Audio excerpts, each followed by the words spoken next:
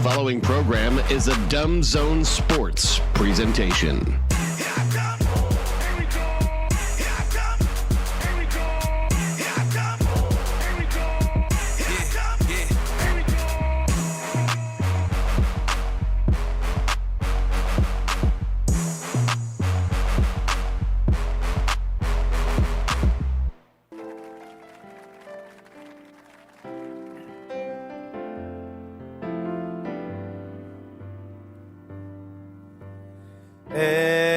NFL, oh I miss you so. NFL, when you left there was a hole deep in my soul. Now it is home until the Super Bowl.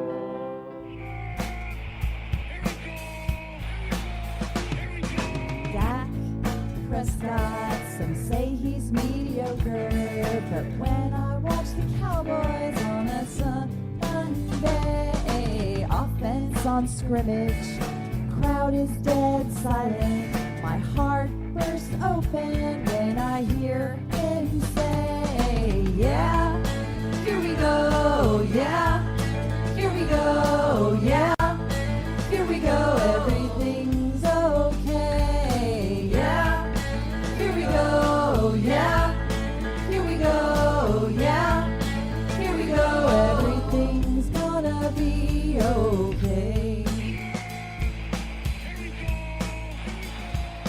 Family on Thanksgiving, so we tune into the Cowboys. The turf is always greener, and he calls my play. Yeah, here we go. Yeah, everybody, here we go. Yeah, here we go. Everything's okay. Yeah, here we go. Yeah, here we go. Yeah, here we go. Everything's gonna be okay.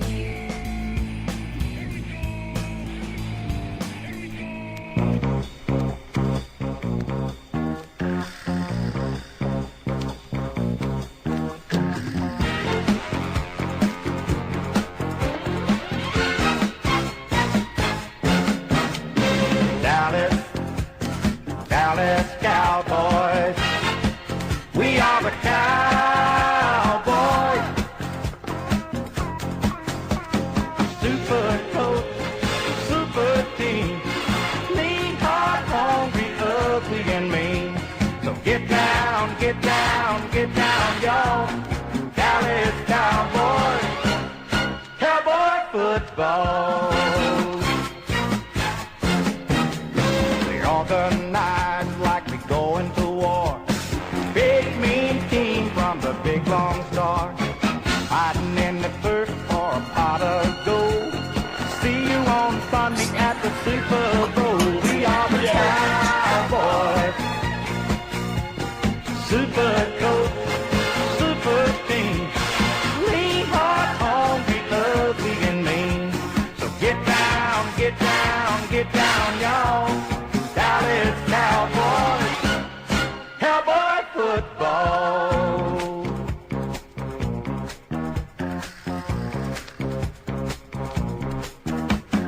We got the Fab and the Superman, outstanding talent in all of the land. Super fans, super plays, best looking cheerleaders in the whole USA. We are the Cowboys. Super coach, super team, lean, hard, hungry, ugly, and mean. So get down, get down, get down, y'all. Dallas Cowboys, Cowboy football.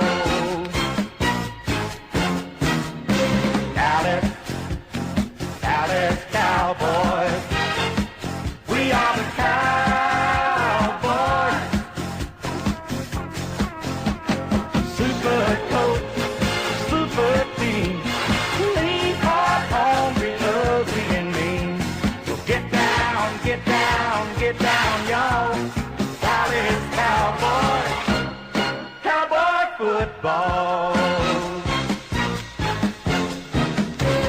Dallas, Dallas Cowboys. We are the Cowboys. Oh, super coach, super team. Lean hard on because in me.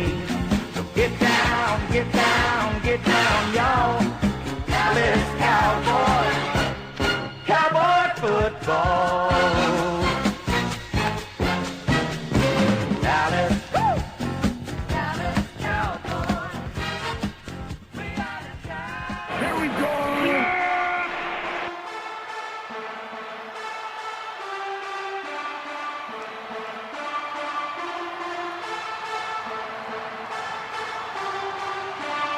Here we go, here we go, here we go.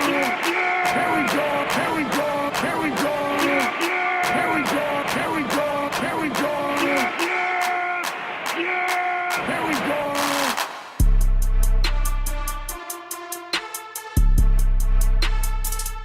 Here we go. Here we go.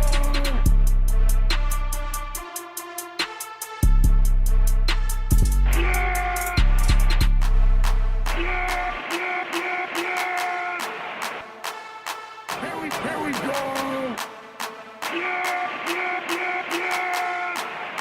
Here we go. Here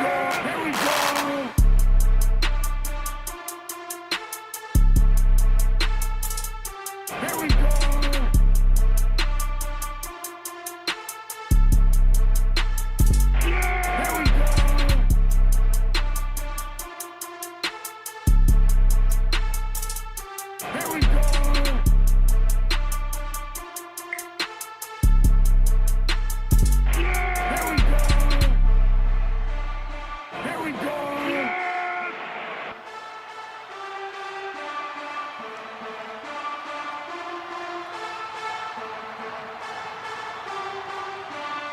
Here we go, here we go, here we go, here we go. So after the second verse, English choose Here we go, here we go, here we go. Here we go. Yeah. The bishop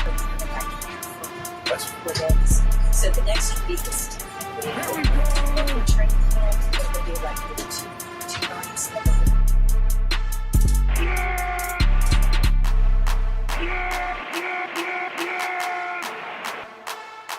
Here we go.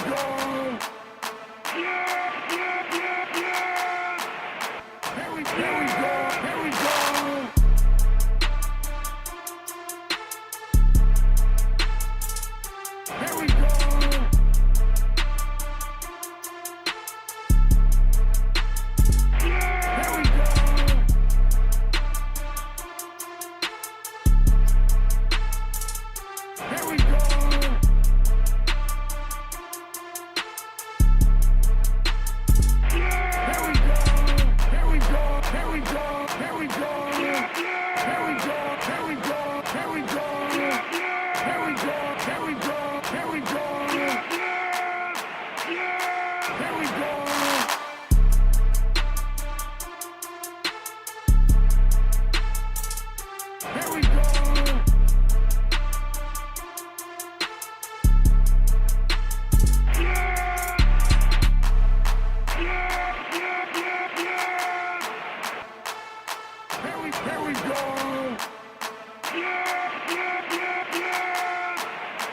Here we go. Here we go.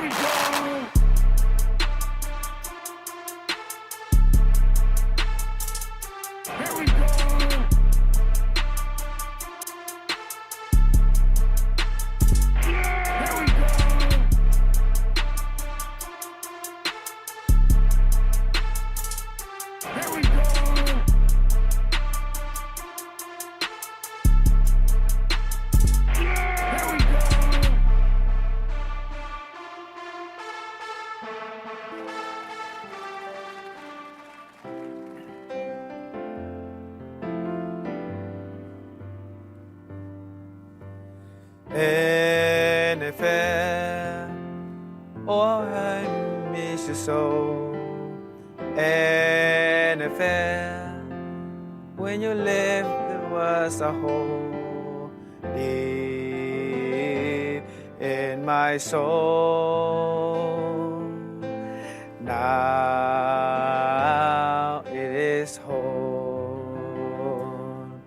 until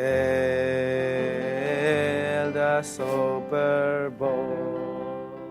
Here we go.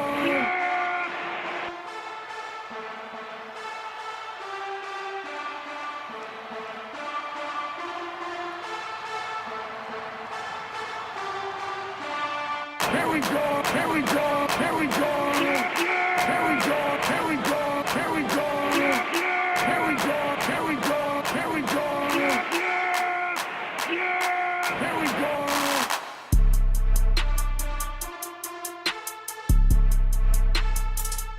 Here we go. Here we go.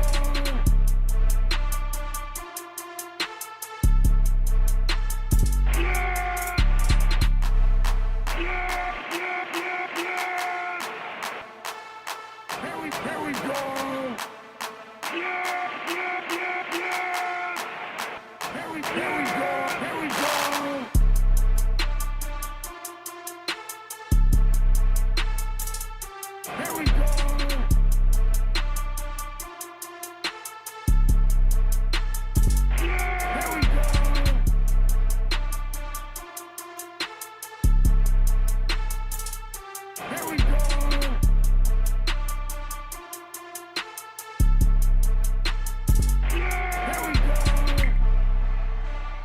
Here we go.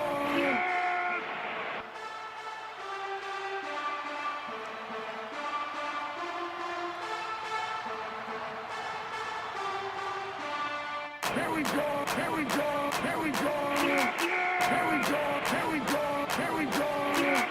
Here we go, here we go, here we go. Here we go. Here we go.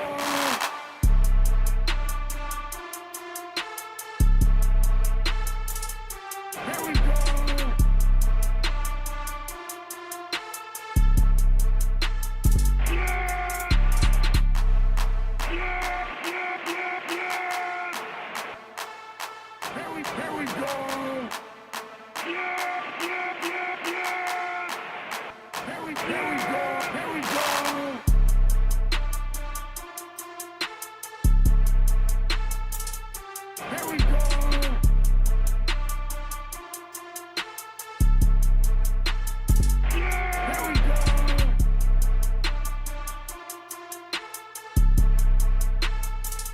we go.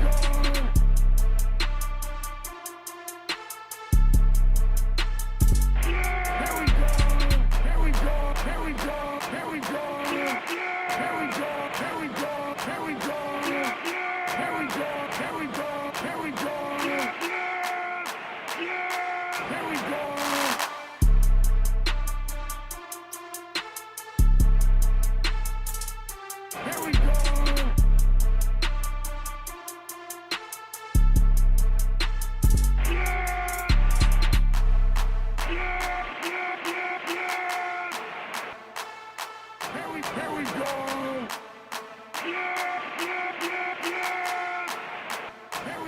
go. Here we go.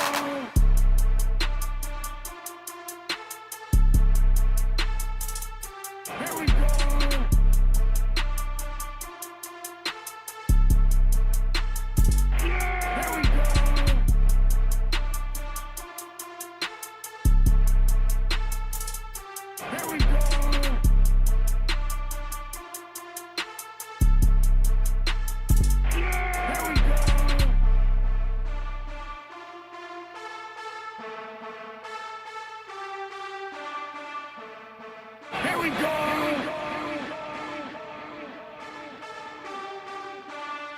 Here we go. Molescu's kick. Oh, this is a good kick by the rookie free agent from Oregon. Back to Kirkus at the 23, up quickly to the 30, left across the 35 to the 40. Really good return. A 56-yard punt by Molescu. All right, all right, all right, all right, all right. All right, all right, all right, all right, all right. Remember that? Opening. Thank you for opening the show with Brad's favorite drop. Oh yeah. We've most of them are actually during the commercial breaks where we have the fun stuff that people don't hear it. But thank you for bringing back that fun memory. Well, if any engineers want to send us some secret audio. We are open for business in that regard. I'm Dan McDowell. I'm Jake Kemp. I'm Blake Jones. I'm Kristi Scales. How's everybody? A natural, folks. Seamless. That's right. People have been wondering, are you going to add to your show over the years? And yeah, we'd like to make a major announcement that joining us full-time.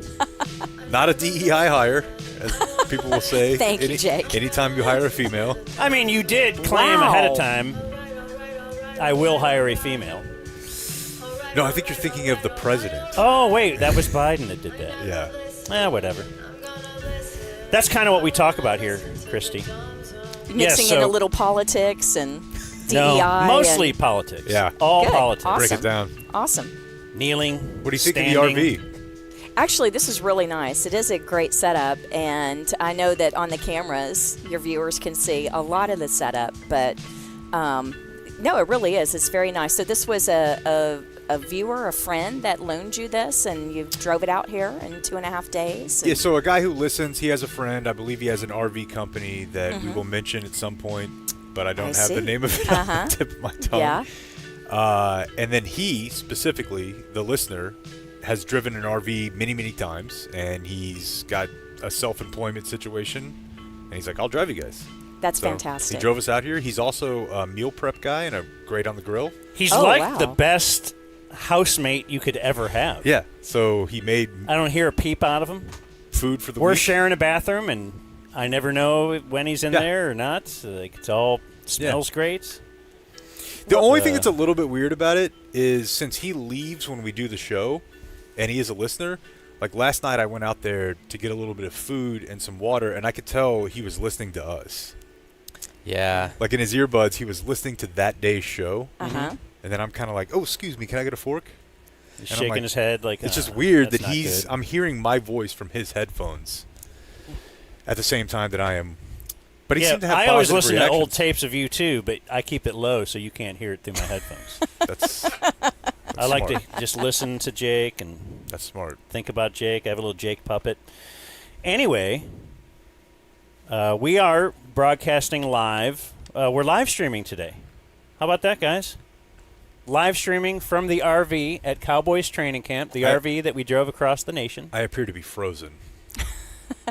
You might be frozen. Not the best Are you look for me to freeze on, but it's Now, all good. are you a... Yeah, it looks very good. It looks like those weightlifters I was watching last night in the Olympics. They were doing that. Did y'all see any of that? I did not watch yet. I watched doing the some snatch? swimming yesterday. Uh-huh. They're doing the snatch. What is can't that? believe I don't they know. still Sounds pretty Whatever. dirty. Yeah. Do you never, like, giggled at that in high school sports or anything? Like, when the coach is don't- like, I all don't right, know. Giggling at it now. I don't know that Dan. Were you ever in the weight room, Dan? Whoa! Jesus. No. He will be No. now. it's like Just to clean the up, one yeah. where the barbell's on the ground, and you throw it up to the top of your head while also supporting yourself with your glutes. Okay, and I they guess- call that the snatch. Yes. Yeah, because you're squatting down and then you lift it over your head and you have to stand up, Yeah. and you're it's just very trembling. difficult. Yeah. Yes. Okay, it's for that act, not for what you might score for doing that. I think that's the after hours NBC coverage, Okay. the overnight coverage. Okay, so yeah, we're live on the RV, and we didn't properly introduce our guest, did we? No. I like the music. Kristi Scales. She's been roaming the Dallas Cowboys sideline for 25 years, providing exclusive information for the team's radio broadcast. She's produced 3 Super Bowl broadcasts and was the first female to ever serve in the role of analyst during an NFL broadcast. She loves Disney World, and she's outlasted Rich Dalrymple and Roosevelt. Kristi Scales, Texas A&M. Whoop! They give a whoop for that. Thank you. What a wonderful introduction. Yeah. Wow. We'll pull out all the stops. You nailed it. You totally nailed it, actually. Pretty much sums up my whole career. So the funny thing about the analyst deal, that was a preseason game back in, oh gosh, I'd be able to tell you if I snuck a peek at things over like Was it 02? probably 23 years. Might have been 02 because it was at Carolina, and with the preseason game, Babe Laufenberg would do the preseason broadcasts on TV on CBS 11, right? He was anchoring at CBS 11. Love the Blue Star Network. The Blue Star Network, that's right. So Ron Chapman at KVIL, the radio legend, Rob knows well. And anyway, everybody, he's the one that hired me back at KVIL in 1989. Anyway, he said, well, let's move Kristi from the sideline to the booth for this final preseason game. And I have extensive notes anyway, but moving up to the booth, it's like, oh gosh, you so over-prepared. And you go from the booth maybe about 10 minutes before kickoff. So we go into our first break. They play the national anthem. We come out of the break. Literally, the teams are lining up for the opening kickoff. And this thunderstorm begins. And they clear the field and the stands. And it was, I can tell you exactly how long the delay was, 42 minutes. So the nerves are just... Well, no, we had taken all of our pregame commercial breaks. So the next ones aren't until in-game. Well, sponsors who buy in-game breaks, you pay more for in-game than pregame or postgame, they need to be in the game. So I'm looking, and our producer, Danny Miles, has given me this. It means stretch. He's pulling his fingers apart like taffy. And it's like stretch. It's like, okay. So all my notes, I'm like going through, Carolina's third team, depth chart, all this kind of stuff. And I look up, and Brad Sham has taken off his headphones and has left the booth, and Danny's given me the stretch sign, and it's like, that's when there was a little bit of panic setting in. But our radio booth there at Bank of America Stadium in Carolina was next to the coaches' deal. So Brad had gone next door to the Cowboys coaches booth and brought over Clancy Pendergast, who was the assistant secondary coach. And poor Clancy, we must have interviewed him for 17 minutes.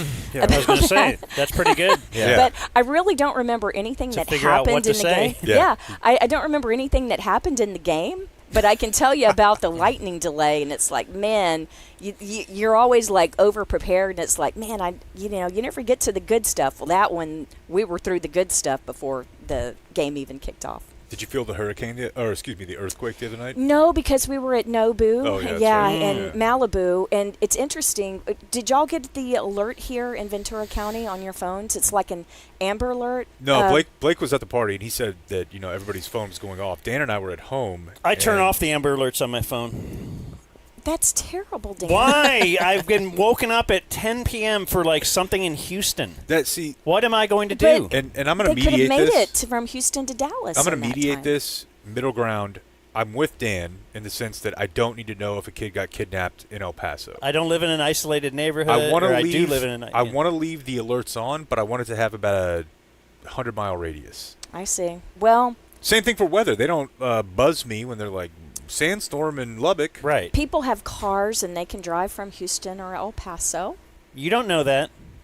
Well, I mean, I don't know people have cars that can drive from El Paso or Houston. I need to see the evidence in front of my face. In Ventura, though, I think it was a 5.1. Yeah, so Dan and I are looking at each other, and we're both kind of shaking back and forth, and I'm like, this is actually happening. Yeah, the people here that were back here at camp in Ventura got the alert, but those of us that were down in Malibu, I guess because we were in Malibu County, we didn't get the alert, so I didn't know about the earthquake until the next day. That's how the Amber Alert should be. Then it's too late. Yeah, we've just proven the point. It's too late to help the child. What about silver alerts? Yeah, I'm very confused by them. I have a theory, though. Okay. Do you qualify, Video Man? I got silver hair. Yeah. No, that doesn't count. Yeah, but he never gets lost. He's in shape. Yeah. My theory is that they're somewhere. This is a little bit outside of the box, Kristi. There's a place somewhere where all of the people who had silver alerts have gone and gathered, and they're living out the last years of their life happily together. Because that they never found. But they want to go, and they just want to be with other people. Yes. Who are like an elephant going into the woods. Yeah, sure. To die. Well, not to die, to enjoy the last years of your life. Because there's a different one every day. Yeah.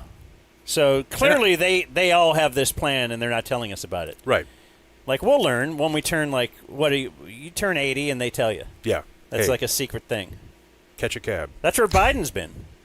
Oh, my gosh. I haven't seen him in a while. I haven't either. seen Trump either, though. Okay, Do well, you enjoy he's- this playing out like at a Maybe it's when you're completely at the vice 78. president level, Dan? What's that? I mean, there's arguments that who the president is doesn't matter that much, just due to an overarching bent of policy. But the vice president definitely is not that big of a deal outside of the election.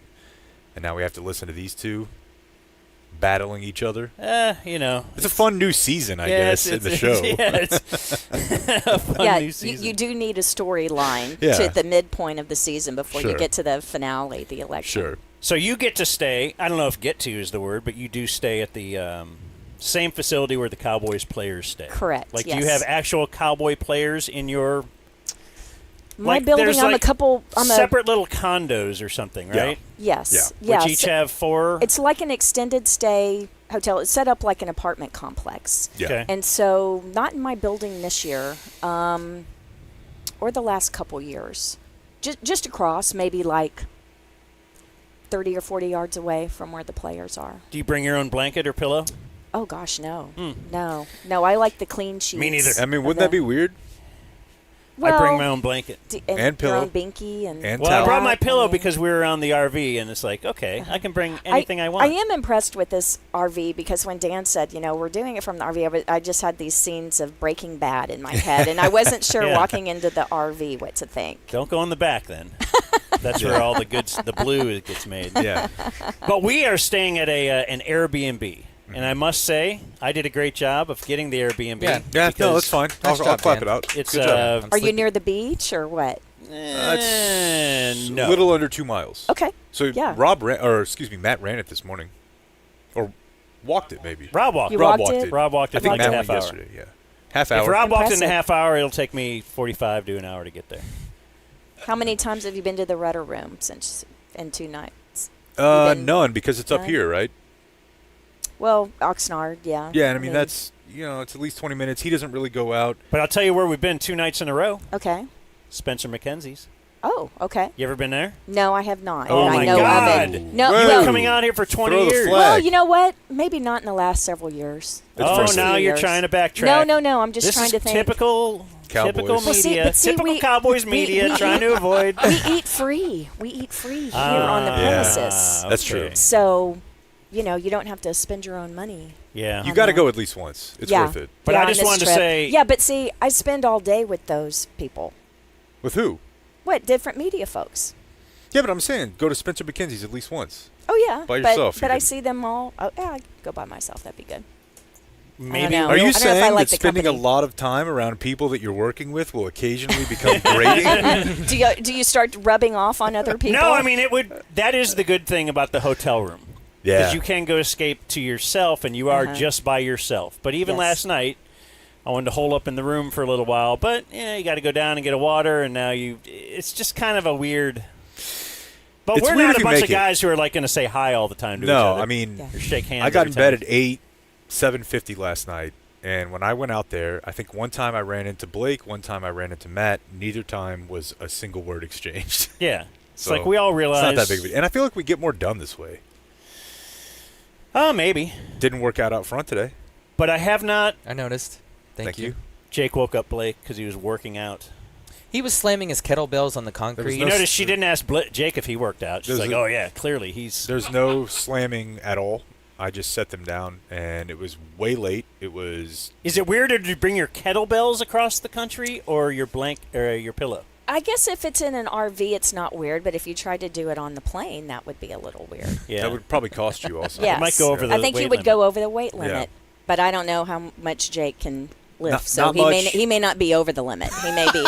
She had to even it out on the shots at us. Yeah, I think that we it may be passable. Did not have to pay the extra $50. I just wanted to point out the vacation rental, the Airbnb, is so nice. It's very clean. I even found they have a stack of new sponges in the back closet. Yeah, so yesterday, Kristi, Dan was very upset because, and this is actually a two-pronged thing here. Are you hand-washing all of the dishes? Because I there hand is a washed all my dishwasher. dishes when I got there, and then I've now been loading the dishwasher. Okay. I've loaded it up. You wash them before you use them just to make sure they were properly clean to your standards. No. The dishes I had brought on the road. Oh, I've I got see. some Okay, water I'm bottles sorry. and I thought some you meant coffee that cups. Well, that existed wouldn't have at been out the of the question. Airbnb. That But wouldn't have been out of the That is question. not at out all. of the question. Yeah. And so yesterday we're standing there and we have 4 or 5 dishes in there, and he's like, "Man, I wish I had my own sponge." And this had never occurred to me. The idea that you can't use somebody else's dish cleaning sponge. How do you fall on that, Kristi? Well, actually, I think it was Jay Leno, or there was one of these like late night people, and they were reading some of the, like different facts. Researchers today reported that. Doing and one Jay of them Leno voice? that was researchers today reported. That's Let me the just same let me voice. just pull my chin. Let me just pull my chin out further and see if that makes it. Kev, you see this? You hear about this? Boom. Yeah. And so that the dirtiest thing in a house is actually the sponge. Yes. Dang. I've gotten a lot of support. Oh, now we're echoing. There we go. That's just me when I really want to project. I wanted to Right. hear He you has twice. He has the Yeah. ability to do that. So you got validation, you're saying? Yes. On the sponge? Some people said put it in the microwave. Yes, that you To can kill actually stuff? Kill it? clean the sponge that way. Huh. That's a good trick. But yeah, I thought getting a brand new one is the best way And apparently they were stocked. because those are factory clean. But they do have fun little sayings all around the house. Yep, this is a Oh, big yeah. deal. I do this. Maybe I need to give these pictures to Rob. We'll do this again. But when you walk in the door, little foot mat. What do you call it? A doormat? A doormat. The mat for your feet Yes. behind the door. I'm so glad Kristi doormat. got to experience that. Yeah. What's it say? Let me put on Oh, my you got the glasses. readers? Wipe your paws. That's Yep. right. Because like kind Love of like. that. So they must have an animal. Here's when you're one not written there. over a fishtail. It says, "I followed my heart, and it led me to the ocean." Mm-hmm. And that's because we're right by the ocean. Mm-hmm. And then when I walked into my bedroom, they have a little chair there with a little pillow on it, and it says, "Naps fix everything." Yep. Love that. So, yes, I just nodded and said, you know what? I might just try to grab one right now. Very popular Get a little 5 minutes or so. in the Airbnb near a lake or an ocean game. Definitely very popular at the lake house, as I've told you. And we probably have a couple of these, but I'm on lake time. That's a big one you'll see. We probably have one in Granbury. Typically, there's one that's like semi-related to wine. Like a wooden sign that says something about wine in the lake. That's not uncommon. People like these signs. Live, love, laugh. May I share one that my sister texted me the Of other day? course. This is not on a doormat. She shares you inspirational. Well, actually, this is the most practical advice, and I hope that every man over 50 takes this to heart. Because it Check your says, prostate.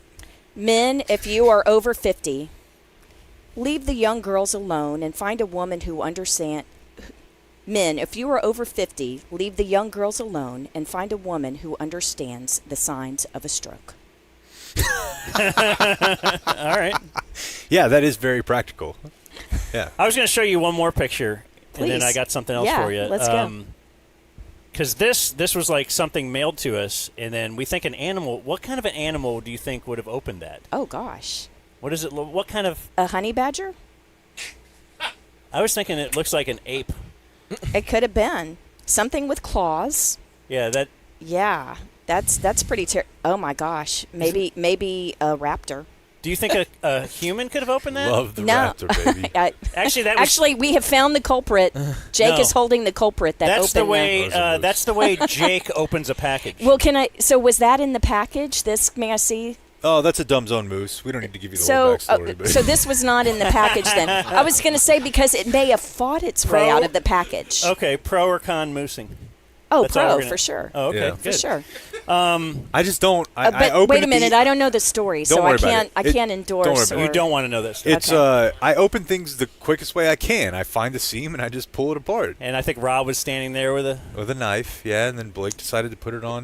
That's the difference between an engineer That's right. and not an engineer. You know that Right, I'm and married as to you a said- radio engineer. Oh, is not that Rob, right? Not I did Rob. learn that. Mm-hmm. Yeah. Yeah. What's his bit? Where does he work? Oh, he was in charge of iHeart for how many years, Rob? 25? Yeah, about 28 years. But we worked together at KVIL. So we were, back then it was Infinity Radio before CBS. So yeah, that we met in radio. And But we he's retired now. understand that you are married for many years. Yep, just had our 30th wedding anniversary in May. Heck yeah. Okay. To an engineer. You would think You're a that some of patient that woman. knowledge would rub off stuff, but I'm still technically disinclined. You have no kids, No kids. yet you go to Disney World a lot. Yes, and Lewis and I, my husband and I, would always joke that Disney World, Disneyland, whatever, is the best in Preventing you to want to have kids? yes. I knew exactly where you were Yes, headed. because the kids are great till about Uh-huh. 1 o'clock in the afternoon, Yep. and then Yeah. it's wine. Are you like No. fun aunt? I am the fun aunt. Yeah, Let's that's- see, we've got 8 nieces and nephews. Yeah, Jeez. and now they have their own kids. Wow. And so we've got You're fun, 6. great We've aunt. got 6. Yeah, great. 8. Yep. So- So it was fun because like my great nieces came down from Ohio for the youth camps this summer, where like with the cheerleaders and the 9-year-old. She has as much dance ability as I, and so she actually played flag football. This was in like Frisco? Yes. Okay. And it was really fun. Cool. It's great. They do a lot of cool stuff for the kids. Cool. So we do have other debates. So the Okay. sponge debate is one of them. Mm-hmm. Do you have our practice audio prepared from yesterday? So, and we're going to play you some of the stuff. So we've been going out to practice and asking some of the players to help with our debates. So the sponge thing is one of them. Like, I think you should use your own sponge. I don't want to share somebody's sponge. I would share these guys' I agree sponge. with that, by the way. Okay, thank you. I agree with you. But I've just, in a rental house that a million people have used that sponge, I want my own sponge. Yes. Like when I go in a hotel in the shower, if there was like a bar of soap that had been used, No way. why would I ever use it? But I'm sure this guy would be like, what? You just wash it. It's clean. It's soap. I would never think twice about it. Okay. The sponge, anything. Disgusting. Because, There's I mean, nothing worse than a bar of soap. the thing Someone else is, is using like a hair on it. like Or performative someone is else's not really. toothbrush. Yeah, I mean, I Jake wouldn't. used his toothbrush the other day. Oh, that is unforgivable. That actually Okay, I happened to me agree. once with my cousin. And Can I? Oh. Okay, here's we were the thing. on a trip together. I didn't know did we make had a been mistake. using it. We have the same toothbrush, and we were rooming together. Oh, okay. So it wasn't intentional. But I did. I'm gonna You didn't present confess. the full case. I did not. I used his, which was apparently on the right when mine was on the left, and then I'm putting my toothbrush back, and I'm like, oh, there's already one there. This must be Blake's. I tried to dry it off, which means I tried to cover it up. This is true. And then I still put it back on the left, which is how he found out. I did order him a new toothbrush head Well, because it's an okay. electric toothbrush. Isn't that nice? Oh, it's an electric. Oh, wow. So, okay. like, they're the yeah, exact this same. isn't like a cheap thing where you can run down to No, Dollar but Tree and get a new set of toothbrushes. I had it shipped to the house. Okay. And he still complains about it, which He did try to cover it up. I did try to cover You it could up. have gone to the dollar store and gotten a non. We were currently at a fancy one. casino. Yeah. And they didn't have any toothbrushes. Pretty beaten casino too, Kristi. Okay, it was not good. that's scary. It was Yeah. yeah, there were some Thank scary you for moments. providing context. Yes. Yeah, We're trying to move past it. But the soap thing, no, it would never. And here's the deal: I think that germs are so ubiquitous and pervasive that nothing that you're doing to make you feel better it may be like very marginally increasing your chances of being healthy or safe from germs. I don't think it makes a difference. I think they're everywhere. You're probably right, but I don't want to know that. I want to think that when I rinse out my recycling materials and put them in a bag, that's actually helping save the earth, even It's though not. I know that It's there's not. a 5% chance that it is. Yeah. And the same with everything else that I waste my time with. So yesterday afternoon, we ran into what did we do yesterday? DeMarvin Overshown. Oh, he's looking a for a great big guy. year. Yeah. Okay, so He's going to play a lot this year, right? Oh, yes. I would think so. Yeah, if he stays healthy, definitely. Okay, well let's Agent Zero. Let's take a listen to some of that. A listen/look on the World Wide Web today. We are live streaming on YouTube. Folks. Wow. I didn't know that. We are coming to you today. We have a little game. It's called like Settle This or Pro or Con. It's things that he and I, our producer, disagree about, and we're asking Cowboy players to sort of settle it for us. Okay. So I'll run through these real quick. When parking, where do you fall on back-in parking? Do you back in or do you pull in straight? What's your move? I'm a back and in type of guy. Like I feel safer doing it that way, and then I always think like if a certain event happened, like Get out. I can get out. That's what he says. Yeah. But then I have to wait on you to get back home in quicker. park. You gotta take forever, and it's just Look, usually the people that's been doing that's been backing up into every parking spot, like they do it for You're everything. So I'm pretty quick with it. All right, I'm pretty quick. Pause. This is a big debate. Dan backs in everywhere he goes. What about you?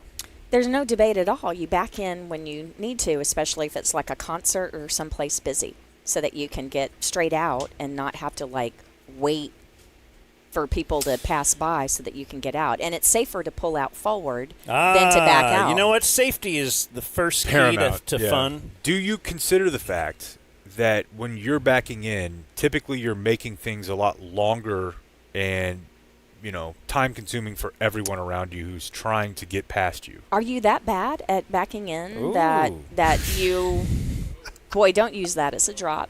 That you have to hold up the 15 people I've behind had to wait you on in him, line? but he's supposedly all pro, and I've had to wait on him like 5 times where he's Yeah. just I am aware if there are a lot of people behind me, obviously I won't do it. But obviously, Dan. Yeah. Okay. But But she's not no, as I the world doesn't you do revolve that. around her like it does me. So let me ask you this: if you're turning in forward into a parking spot and the space in front of it is open, do I you will pull pull through so that you can get out Yeah. quickly? I will pull so through. you do that, The main but you reason won't back in to get out. The main quickly. reason is I'm terrible at driving, and when I pull forward and get out, I'm like, oh damn, I'm over the line. I'm like, I can't tell. Really? But the back end camera Okay. has those 2 lines. It gets me straight in there every time, man. Changing his story. Yeah, no, I he's mean, changing the by defense, ear. he's fired his former legal team and has a new approach now. I thought we were doing a cowboy on the field thing. Let's do I want to that. get her thoughts on each one of them. All right. Well, plus you got the backup camera now. Yeah, This like, one they she's make it probably not easy going to on have you. much on. See, these guys are like, they say, okay, boomer, if I do it. when you're at home, you have to go to the bathroom. Number 1, do you ever sit down to pee at home? No, I mean, if I'm expecting to do number 2, You might as well. and go like I do, but like I do it every time. only if I'm Pause it. So expecting that's a number bad, 2. That's a bad answer, though. Like, only if I'm expecting number 2. Yes, we all would expect you to sit down to go to the bathroom if you're expecting. We don't think we're going to start that standing up. Well, now you say Hey, that. I think I'm expecting to go number 2. You say that. Why don't I just start up here? He phrased it a little bit perhaps differently, but you did go into the RV bathroom the other day. I know, to do I wasn't expecting to do a and then sit it down should number happen. 1, and then things happen. Something can happen. Do you think it's weird? I sit down to But pee back in my every day time. of standing and Is that peeing- weird for a guy? I wouldn't know. Right, back in Well, the you day can of, still judge if you want. But back in my, the era when I wasn't enlightened, and I would stand and pee every time because Like I thought that's what men should do. Yeah, like a savage. Right. I remember the argument with the lady would be Put down the seat. the seat down, and because she'd be like, "Oh, I went in there late at night and then just sat down on the cold big thing," you know, and I'm like, "Well, what if I said you should be polite to me and put the seat up?" Like, why is it incumbent upon me to always be going the extra mile for you? Like, you think it'd be fun to be married? all society is doing, Kristi, is catering to women Exactly. over and That's over. the way it should be. Remember when the white man used to kind of hold some position of power? Yeah. And now we don't. Yeah. Now we're On the running. downfall. Women are running for president. Yep. I've heard they can run companies. This is ridiculous. Some of them even have like checking accounts. Wow. It's crazy. Unbelievable. I think if it were up to you guys, we'd be back in like Handmaid's Tale. Well, that's the future. If you watch, we're headed that direction. Yeah. Don't get out and vote in November, but no, actually, that's we one are of the getting things. political. That's one of the things in Handmaid's Tale as you go through the seasons. When it gets further into the seasons, it actually has flashbacks to how America got to the point that it is now in the Handmaid's Tale. And the first thing that they did, one of the first things that happened was they took away the checking accounts, or they wouldn't let women handle their own money. I remember being blown away when I learned that, I can't recall if it was checking accounts or credit cards, that in most states, and it might have been a federal law, that women couldn't get a checking account or a credit card without account their until like husbands. 1970. Yeah. Without a man on the. Yeah. Like, so if you're a single person. Like watching Mad Men, what's her name? Betty was going to a psychiatrist, right? And then, they would share all the... And he would go talk to the husband about everything she said. Insane. You know, Insane. I would like to make the nation great like that. I mean, why not? I skipped out on Handmaid's Tale because my wife and I were like doing the whole fertility thing. Yeah. And it just seemed too... Yeah. First 2 seasons I watched. It was good. Yeah. Mm-hmm. All right, what's up next for O? You don't have kids, do you? Yeah, I got one. Okay. How old? He's 1. Okay. He actually be 2 in September. I sit down for number 1 for sure. And a big reason I sit down for number 1 is I just want to hide from. I have a 5 and almost 2-year-old. Okay. I'm just like, you'll get there. Yeah. Do you take baths? When I'm really sore, I put some Epsom salt in there.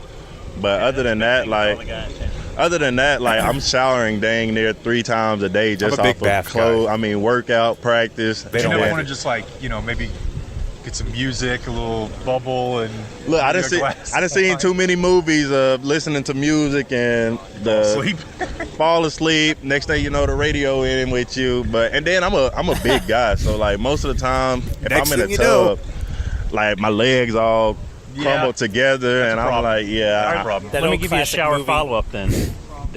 Washcloth or no? I like the spongy thing. The loofah. Yeah, the loofahs. Okay. Yeah. And then, do we hit the whole body or just the hot spots?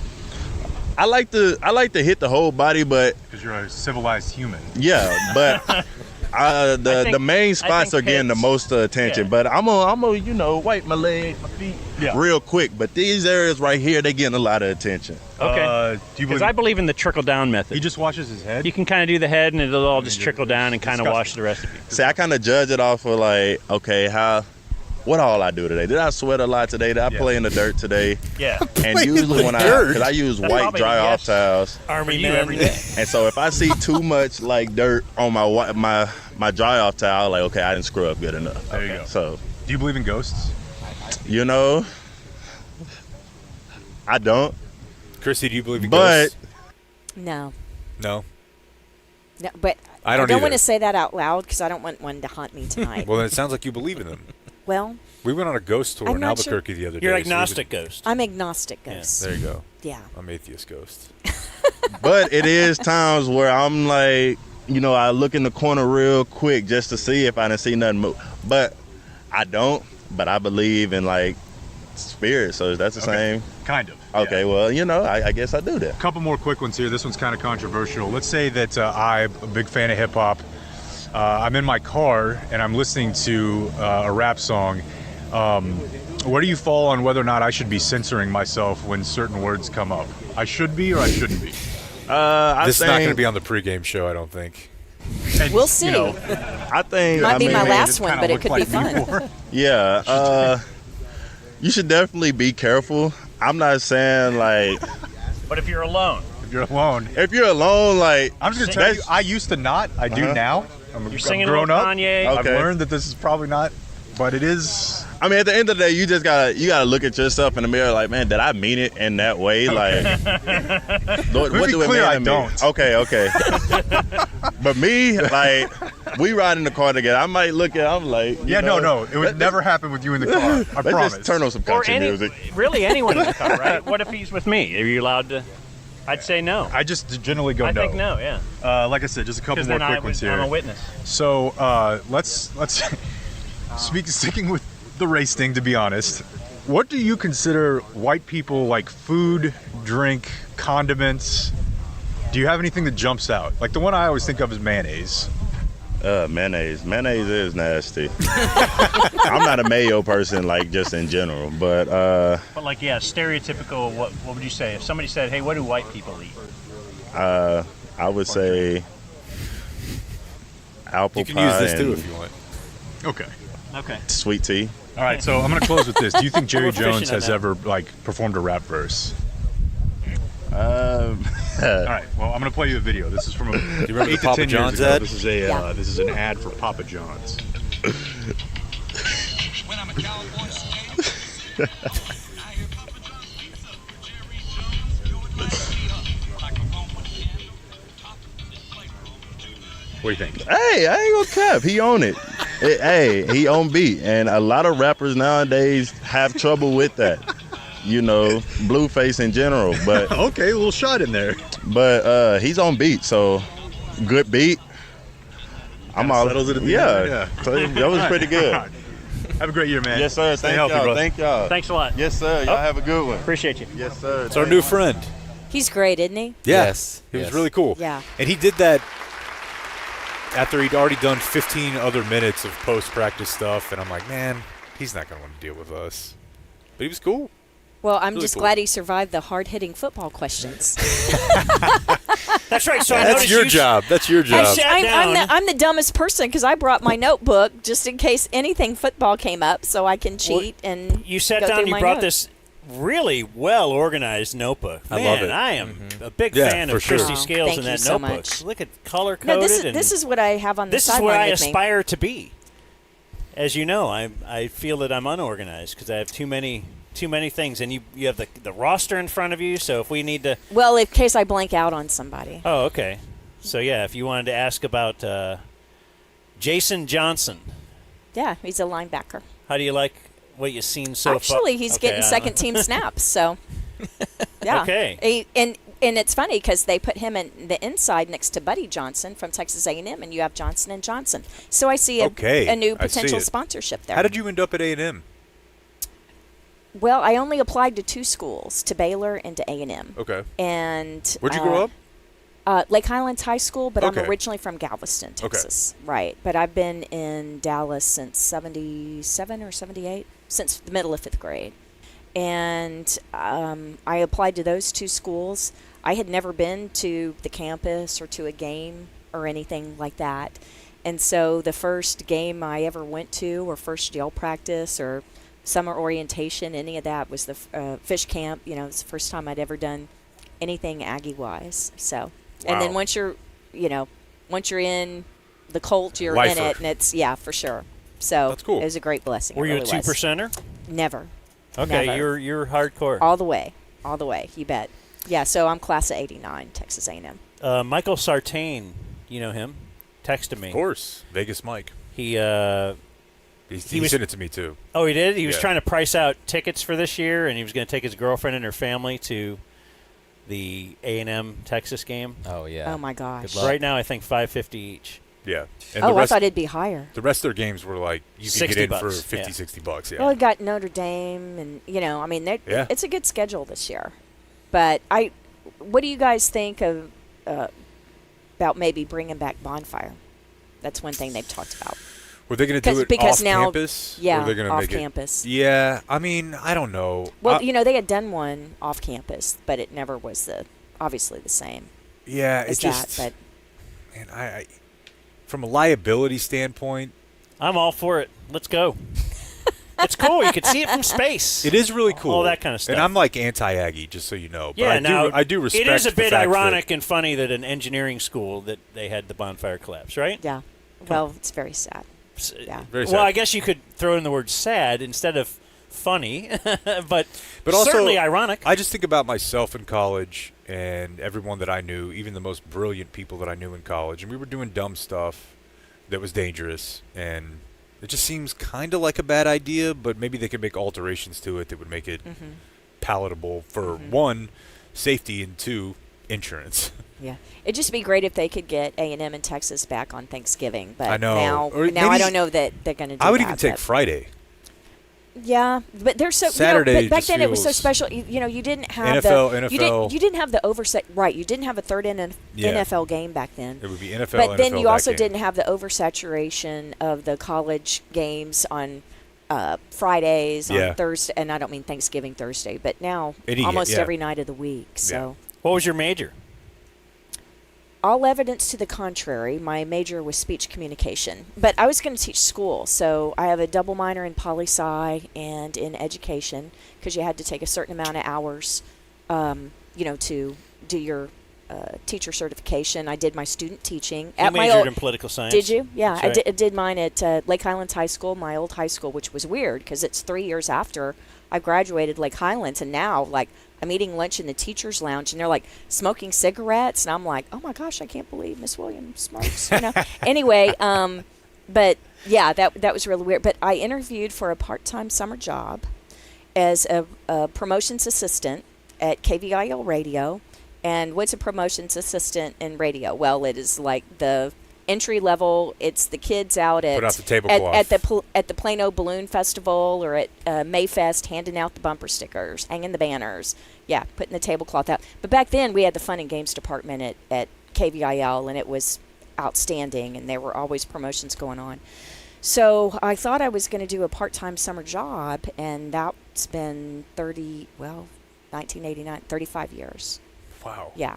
So straight out of college. Straight out of college, yeah. Because you started working there, and you found yourself. How'd you work your way onto the air? Well, within a few weeks, or actually at the interview is with it the Ron, way Kamala got it where she is? That's right. Joke. Hard Yeah. work and determination and DEI. Yeah, Yeah. girl, I'm out here in these streets. Yeah, that's thank it. you. That's it. Handing out bumper stickers. And actually, the funniest thing that I ever did in promotions at KVIL was Ron Chapman, who did the morning show there for years, and Trisha Crisp, she ran the Fun and Games department, but they were brilliant at just getting people to talk about KVIL. And Ron, do we need a Fun and Games department? That would be great.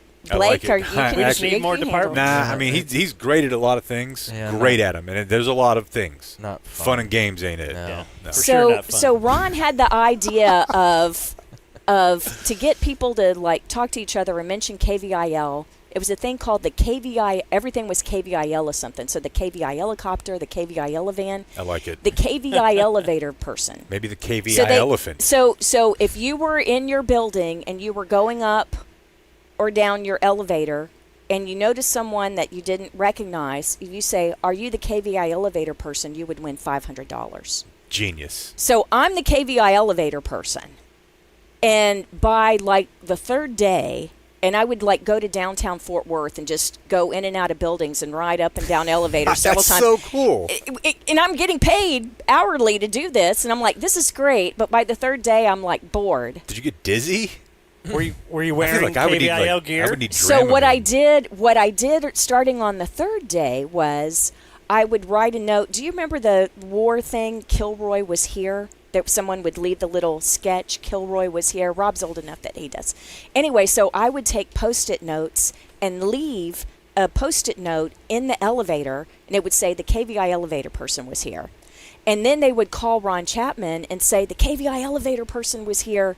Send them back. We'll be ready. Well, they had missed me. But anyway, Ron loved that. Awesome. I got lots of points with Ron for coming up with that, because then people would call in, And so anyway, I think the fourth day, finally, someone asked me, but it's because I did put on a KVI. There was the Kilroy was here. And I wore a KVIL T-shirt, and finally somebody asked me, and I didn't have to ride up and down elevators anymore. That's But to answer I your love question stuff like about that. getting on air I think it was when I first interviewed with Ron. But within a month, I was, even though I had to be promotions assistant during the day or weekends or night if we had events or something, I was producing the afternoon show. Steve McCoy had been hired in 1988 or 89, and he was going to be the heir apparent to taking over the morning show for Ron. He was the number one guy in Atlanta mornings for years in radio.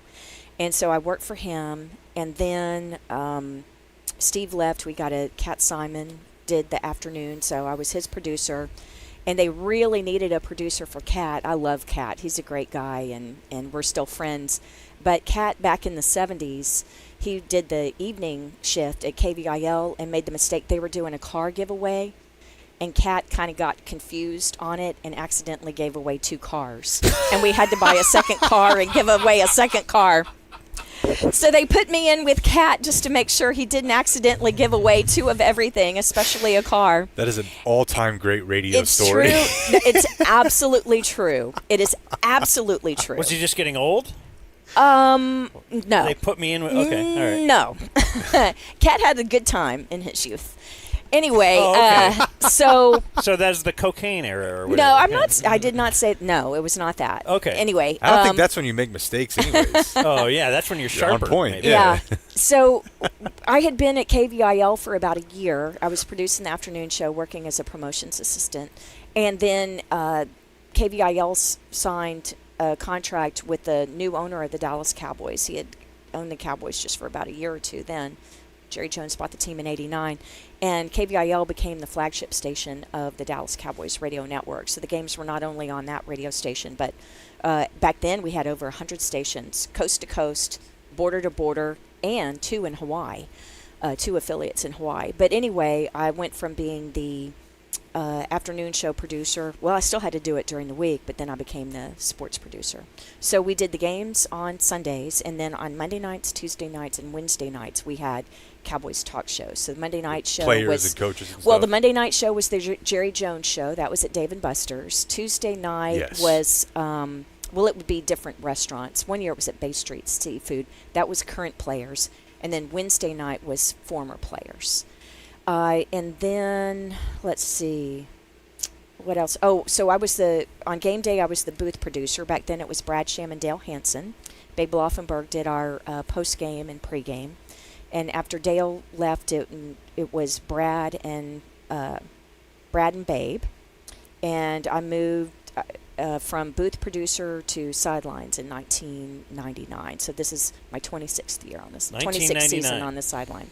Okay. Chan Gailey was the head coach back then. And how did they decide? How did you get that? Did you have to try out, or was it just like you've been here and we lost a sideline, or did they just add a sideline out of nowhere? No, the guy who was in 1991, we really did change sports radio. We were the first NFL broadcast to have a sideline reporter. And Michael Ray was our first sideline reporter. He did it for 8 years. Michael, during the week, was our KVI helicopter guy, the traffic guy.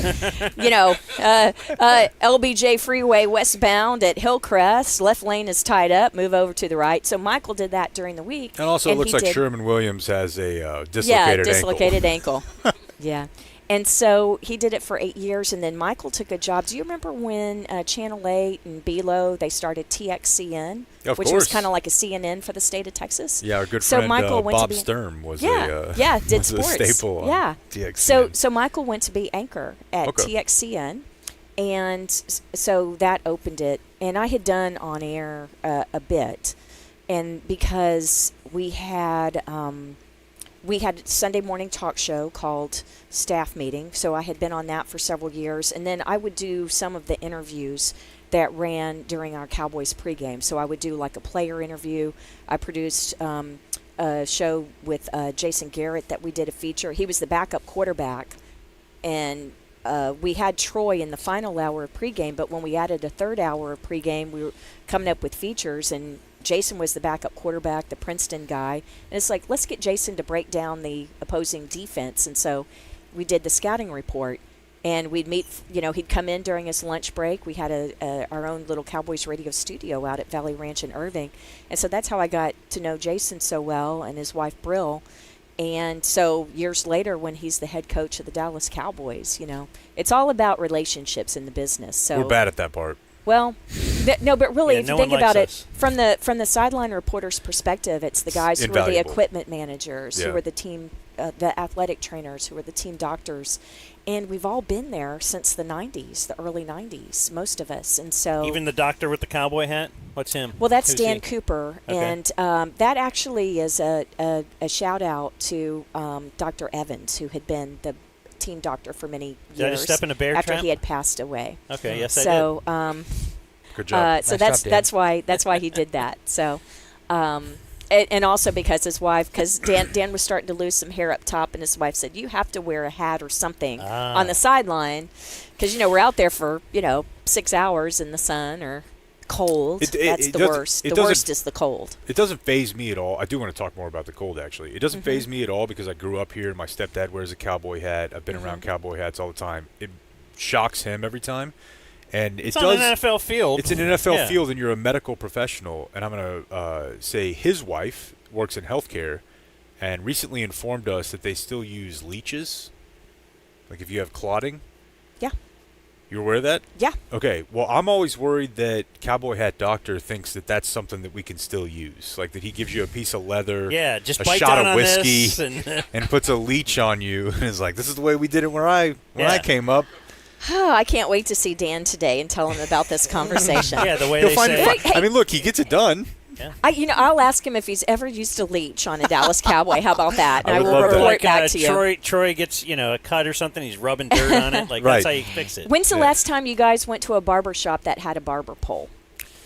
I think ours has one, doesn't it? Probably a week ago. Yeah, he and Okay. I are hooked on a place in Grapevine that Okay. it's very old timey. Yeah. Does the barber pole have a red stripe as well as a blue and white stripe? That I don't know. Yeah, you're asking lots of questions here. No, the reason why you would have a red is because the barbers back then they would bleed you. People would believe that bleeding was a real Good for thing, you. a way to get so if you How ever do you see, have so much barber information? I guess watching Sweeney Todd, I don't know. Okay. All right. When you don't have kids, you can learn a lot. Yeah. You don't have to waste your time with Lion King for the 99th time. You could do a lot worse than Lion King, bud. Oh, there's a new Lion King Remember coming that. out, Blake. I know you'll be so happy about I'll that. be there. It's There is. coming- yeah. There is. So are you also stoked on Disney movies? More Since the you're stoked more the on going- parks, yeah. But Okay. like the ones from when we were kids, the newer ones, the Pixar ones, they're great. But Well, for at least like the first few years, my daughter didn't watch anything made past 1970, Disney-wise. I mean, we were straight 101 Dalmatians, Lady and the Tramp. That's right. You used to always tell us about the disclaimer. Because at they the put a beginning. disclaimer up now. At the start of them, they're like, look, Yes. this was wrong then and it's wrong yeah, now. well, they took away Song of the South. Yes. Can't do that one anymore. Yeah. I mean, totally like out of circulation. So Yeah. yeah. Yeah. They stopped doing that bit where the alligator would eat a kid, right? They No, don't do that that anymore? was an isolated incident. Oh, It's okay. not I a thought that was common- like Oh a my thing. gosh. So- Wow. Well, Disney won't be sponsoring the Dumb Zone No. anytime soon. We're just having fun with Disney. But Hey, yeah, before we don't talk expect about Hard Knocks in the back half, we can do it now. We can do my Mahomes thing. Do you think Jason Garrett gets a haircut every day whenever he was here? It looked like it, didn't it? It that. never, It's perfect hair. never Yeah, I got thought of longer. that when Hard Or Knocks. Hard Knocks. When Matt Eberflus last night is getting the. Do you watch did all they the Hard did they Knocks? show it? I hadn't seen Yeah. the It was newest Tuesday one. night. Yeah, I hadn't seen it. He goes in there, and his wife wanted him to grow a beard, and it's cool and gray, but they do it perfectly every day. His haircut is perfectly manicured every day. And yes, Dan would always say, I think Jason Garrett is getting a haircut 5 times a week, which would be the first thing I would do if I had the money. So, yeah. And so- if you had a team barber. yeah, Yeah. yeah, they would have. Yeah, I don't know. We had a problem one time in the Wichita Falls camp with I the heard about barber and that. Michael Irvin. I So heard about yeah, that. I don't want to. I would just wait Yeah. my turn. But how is Eberflus coming off in the Hard Knocks? Because he's one of my favorite guys that's been with the Cowboys. It's one episode, but pretty awesome. Mm-hmm. He's a great guy. There's about a 4-minute scene with him and Saban because he played at Toledo when Saban was the coach there. So he brings Saban in, and just the two of them talking is pretty cool. And his look, I mean, it's badass. he does look way better. He looks Yeah. like a coach. He like looks 2 like years he's going to ago, be a he better was coach. clean shaven, and like his hair was kind of weird, and he was dyeing it. Now he's not dyeing it. He has a cool gray beard. Yeah. I think he comes off pretty cool. Yeah, he was And- the linebackers coach for the Cowboys, Yeah. and then got the chance to be the DC, the defensive coordinator with the Colts. That's right. And then got hired as head coach. But yeah, he's a He seems like super a- great guy. Did you think he They're didn't know what stacked. DC meant? Well, not everyone that's listening or watching on the live Thank stream. you for thinking of the entire audience for That's once. right. No one ever does that here. We do a podcast, Girls Talk, Boys Talk. And so it's girls talking about football. And so sometimes you just throw in just a couple of extra things. It's like, because when you say like nickel defense, or it comes in as the nickel defender. And so you just might throw out an extra sentence or two when they take out the third linebacker and bring in an extra defensive back with five defensive backs, making it a nickel. And so it's a way to teach people about because you I should hear listen to all that. of these. I could learn stuff about the football. So here's the thing, Dan. If you take out 2 linebackers, if you take out 2 linebackers, and now Right. you have 6 defensive backs, what's that Okay. called? That's a sextuplet. Well, that's the problem. A sex. Once you set the precedent with nickel, it's a bit of a continuity error to go to dime with doesn't 6. make sense. But 2 nickels equals a dime. So you Ah. have 2 extra defensive backs. So 2 nickels equals a dime. Okay.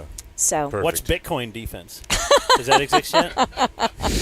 Why? Before we let you go, because I know we don't want to keep you in here all day. Why are you a huge Ryan Sandberg fan?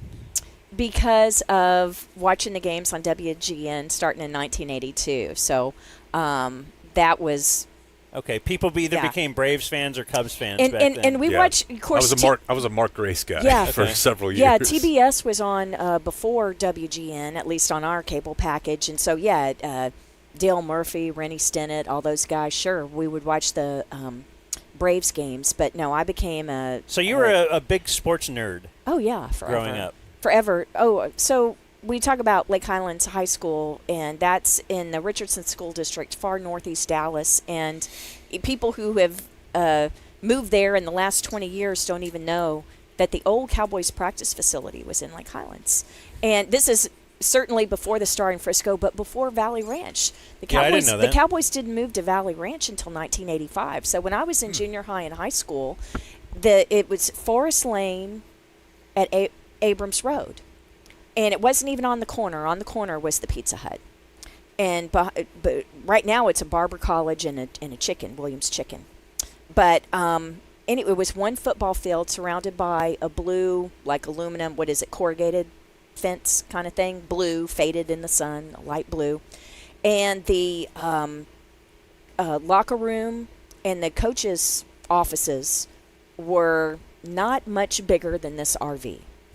And there was no signage unless you knew that's where the Cowboys were. And by then, they'd already won 2 Super Bowls in the 1970s. They're already America's team. And you would never know that this is the practice field and coaches' offices for the Dallas Cowboys.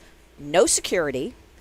And so I'd walk up after volleyball at Forest Meadow, which is just down Abrams Road, literally just like 3 blocks, hang out in the parking lot and get autographs from Roger and Tony Dorsett and Charlie Waters, Cliff Harris, Drew Pearson. That's awesome. Yeah, the coolest guy was Golden Richards because his car, blue and silver with a blue star on the back window, Datsun 280ZX. That's how long ago it was. The other thing is if there was just a little sliver of parking lot between the back of the Pizza Hut and one of the, sideline fences. And I can tell you how high the fence was because it was just where you had to, pull up to try and look over to see the end of practice. But if the dumpster behind the Pizza Hut got set close enough to the fence, you could just sit on top of the dumpster and watch the end of practice. That's so football. So I guess I've been watching the ends of practices since 5th grade. Well, 6th, I would have been in 6th. Yeah, You're not a poser. And then you could, I guess I've already said too much, so what the heck. You go in the dumpster dive in the dumpster and come out with, towels Sweatbands and or whatever. Sweatbands Yeah, okay. stuff like that for sure. Larry Bethea's shoe. Mom, Mom made me keep it Priceless. wrapped. Mom made me keep it wrapped in plastic because it smelled so bad. But I don't know if that was from the sweat or it being in the dumpster with the pizza crust for a few days. It could have been either one. Who wears number 15? Let's see. Number 15 is Zeke Elliott. He Okay. changed his number. I was trying to. But see, last year it was Trey. memorizing this. Last year it was Trey Lance, but he changed his to 15. It was to 19. 15 shocking to 19. to me the first time I saw Zeke in the 15 I know. in person. It does make him look slimmer, though, don't you think? It does. It does, and I was worried about that because I think 15 is a skinnier number. Mm-hmm. If you were coach, who would you cut first? Oh my God! No! I will not say that because I don't want it to get back to that person because I may need it. May need an interview with them before the end of camp. Before the end of camp. Yes. Yeah, I also thought CD shouldn't be 88, or we both did. back then. You Because mean wasn't he 11 in college? No, you always say that. But I always thought he he should have been like 11. That was- just seems like a skinny wide receiver number. I think he was 2. 2. Was he 2? Yeah. Okay. But they wanted to carry on the legacy with Dez and Irvin. Oh, I know. I'm very and all aware that. of why So, they did it. But yeah.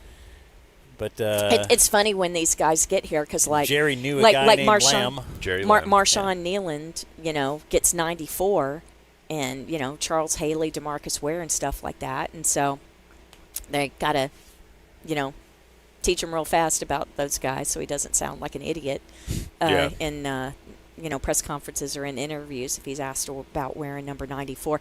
But the funny thing was before. Wide receivers and you could before guys could wear the single digits or the teens. Yeah, when they changed that,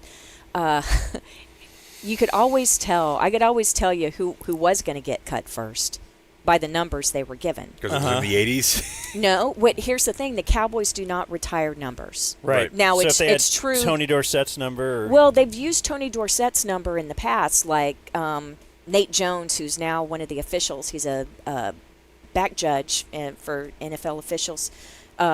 He was number 33. Number 54, you would think that would be retired because you had, like, Chuck Howley and Randy White.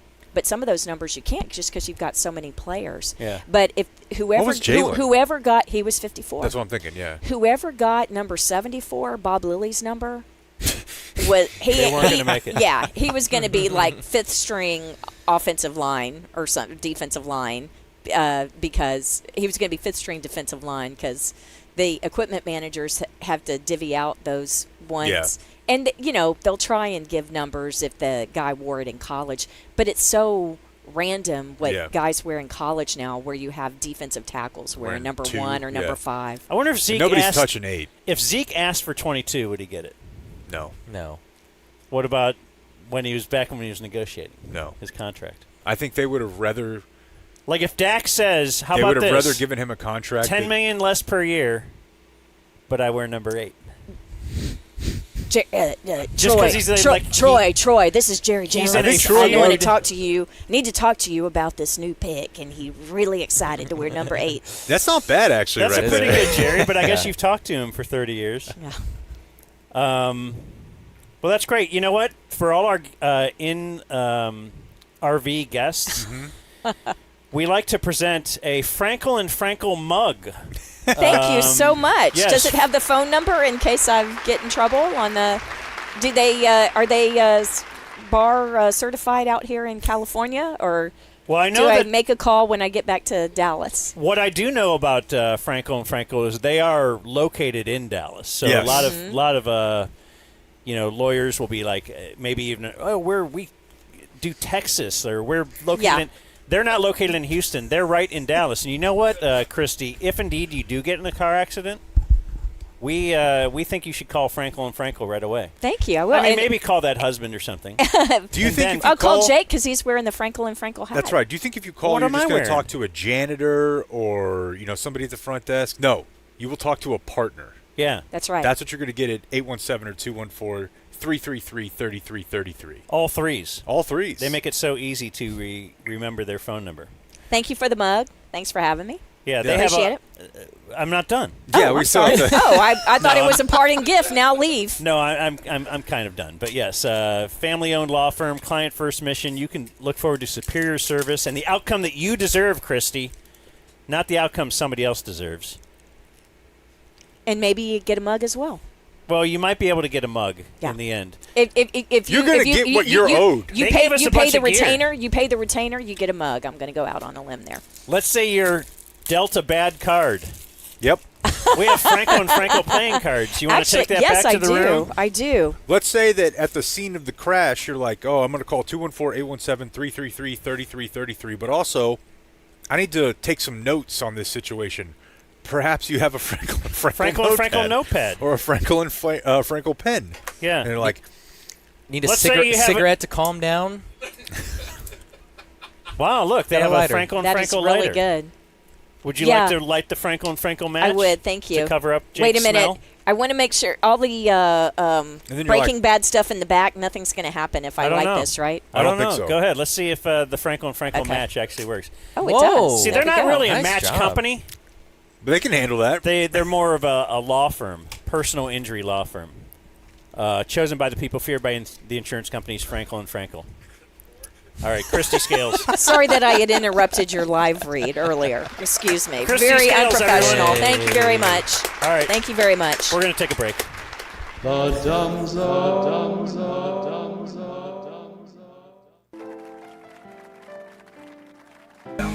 But let's keep partying, Blake's still on the NCAA. Haven't heard a word from him. Cruising into Oxnard, let's go Cowboys. How about them Cowboys? When we get there, let's go surfing burritos at Spencer's and maybe a little ludicrous.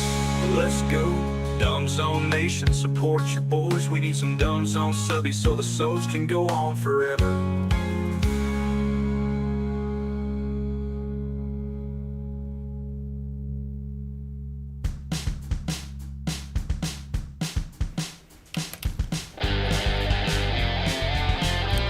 You're listening to The Dumb Zone.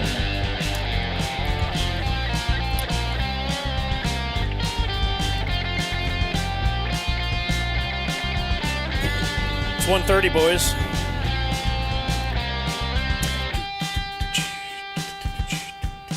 On my watch, which I have successfully kept, I believe on Texas time. I think No puppet. I label it as a success because I actually now I'm getting up. I think you're up before me still. Yeah. Way before me. So, but to me, I feel like a god that I'm up at 5 a.m. I'm getting stuff done. But it's 7 a.m. Well, you're taking the good parts from each. You're trying to keep your body clock the same, but you also get the benefit of feeling like, hey, I did something this morning. Like I'm up when it's still dark out. Yeah. And it does make you feel like you're doing stuff. And then here we are, and it's like, well, man, just so during that break, we all walked and took a little potty break. Mm-hmm. I went to the bathroom that you could actually move around. It is not a stationary bathroom. And is the sun hotter here? Like, it's not hotter, the temperature, but it's hotter. I have no idea. Do you know what I mean? Like, I was taking a shower the other night. You're welcome. By the way, do we have soft water? I was going to ask about the water. Yeah. Because I fill up my own water bottles. Well, I don't know that you would taste the difference. But it does taste, it's different. And what does soft water mean? Well, I remember the first time I encountered this. It was probably actually the first time I ever showered at my grandparents' farm. And they were on well water, but I definitely remember my dad having it in Houston, where it feels just kind of filmy. Yeah. Like you're not totally dry. Like there's a little something different. I may be calling it the wrong thing, but I remember thinking like this morning, like, I feel kind of slimy. So anyways, yes, you're taking a shower this morning, and that somehow relates to the sun?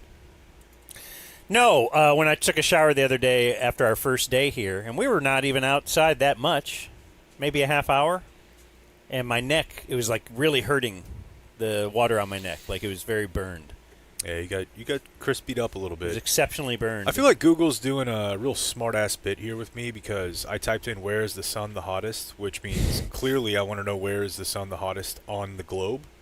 And their response is the hottest part of the sun is its core. Yeah. I'm like, well, yeah. I mean, that's not what I meant, though. Hey, you guys want to watch a couple videos real quick? I have a lot of videos today. As long as they're not Olympic videos, because then we'll get flagged. Yeah, I was going to play, in our Olympics portion, the French runner. I don't think she's a sprinter, but she proposed to her husband afterward. Oh, really? Yeah, he was in the crowd. Thought you guys would be interested in that. Maybe have a conversation about how Would you feel emasculated if that happened? Yes. Well, yeah. And I would feel great. It's so stupid Why? because... Oh, because she bought the ring and all You that? just wouldn't have to deal with anything, yeah. Wait, is it just a band then? Probably. You still probably have to buy the ring. That's lame. You're basically being asked, will you spend X amount of dollars? That's true. Well, I knew my wife, and I didn't buy the ring. Who did? She did.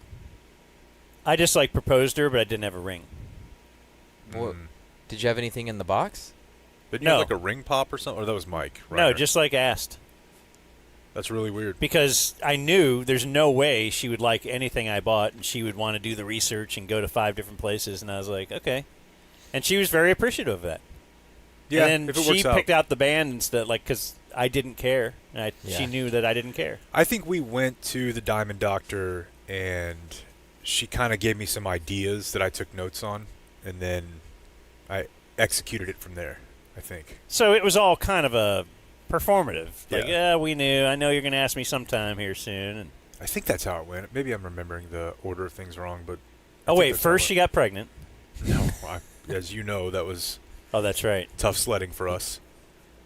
And all those years of being careful, right?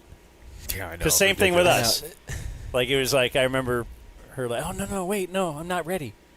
Turns out we could have been... Raw dogging the whole time. The whole time, and she would have never got pregnant. Yeah. It's true. But yeah, the wife or the lady proposing, it feels like something that should just be normal, but I also feel like that might be where my progressiveness ends. You wouldn't be for it. No, and there's no reason to not be for it, other than just cultural, historical precedent, you know? But it might be one of those where I literally just default to that's how it is. I don't know. So, a couple things for you guys real quick. A video that I received the other day.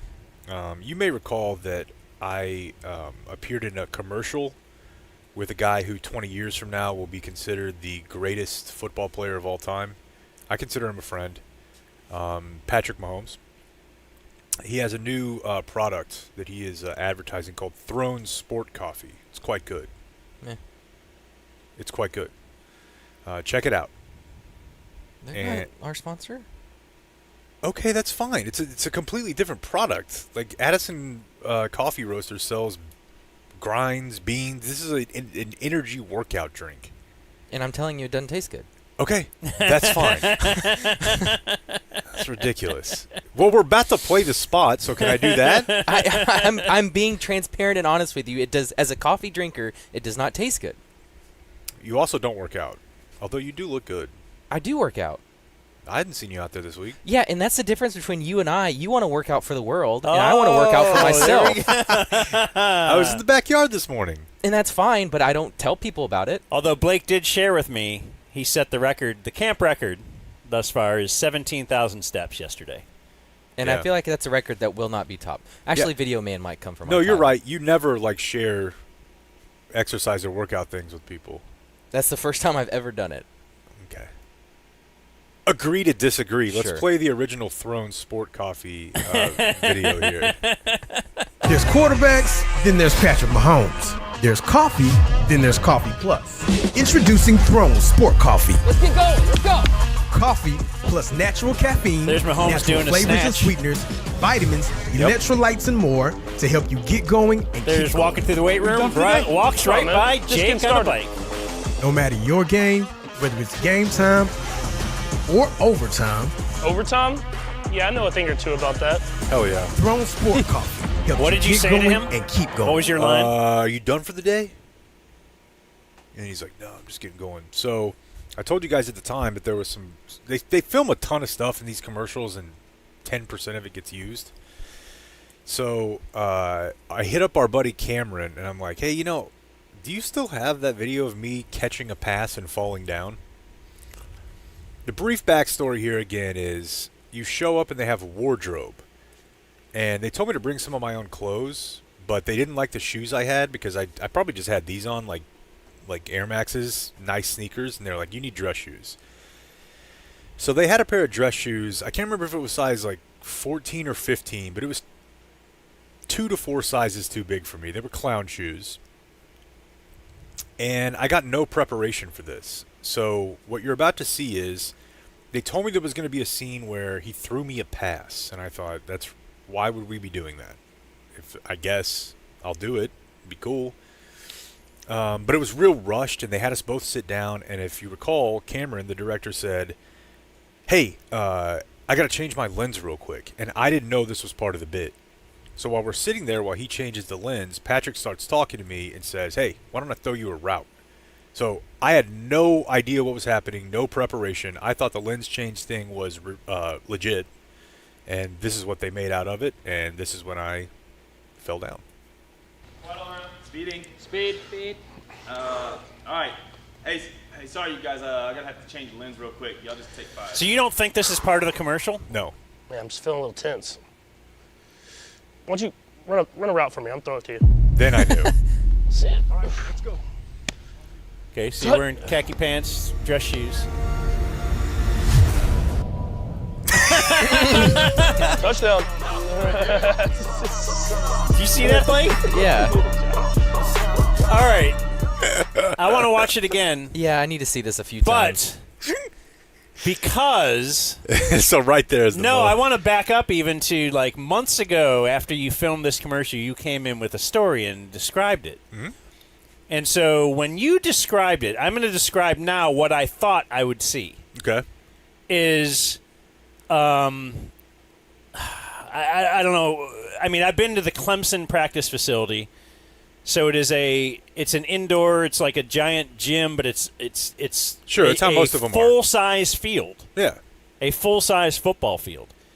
So when you said I ran this route, I'm thinking Jake went 30 yards down the field and cut in. Yeah. And so he's way down a long football field, and he's taken long strides, and like he actually reached out to fingertip catch a ball. That I never said that. And then fell down. And no, it was funny.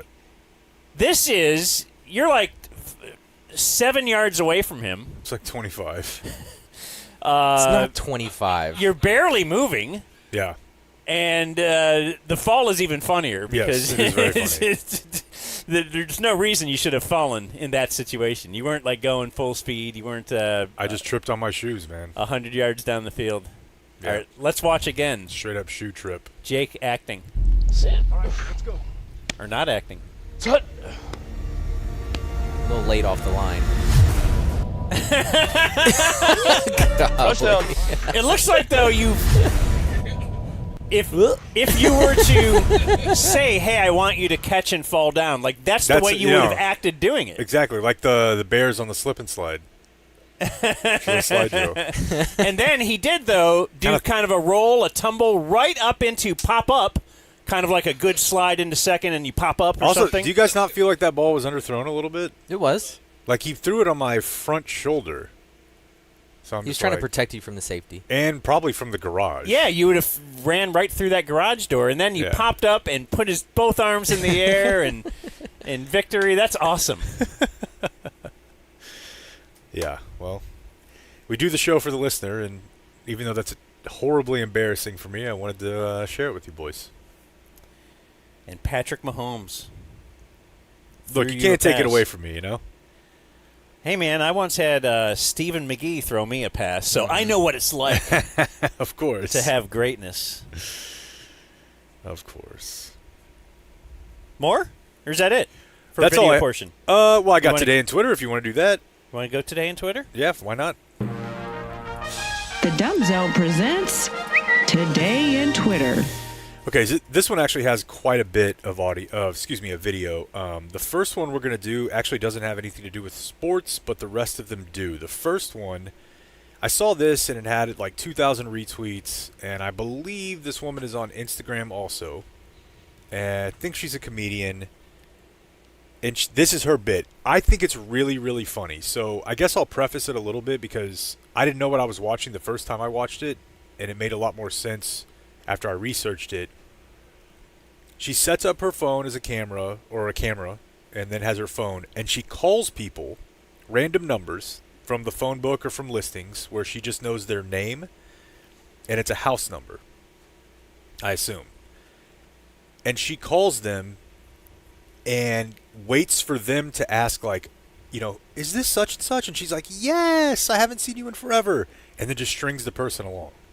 So it's kind of Jerky Boys-ish. but it's for TikTok, and she's probably got 50 to 75 of these, and I loved it. Debbie, how may I help you? Oh my God, Debbie? Yes? Hey, Deb, how are you? Well, I don't know who this is. Is this, Cheryl? Yes! Oh my goodness, hi. Hi, how are you? I'm good. How are you doing? I heard your mom had a stroke? Yeah, she's gone. Oh, I'm so sorry. But I'm pregnant. What? Yes! Yeah. No, you're not. Okay, this is Cheryl Chavarria. Yes. This is Debbie, right? Yes.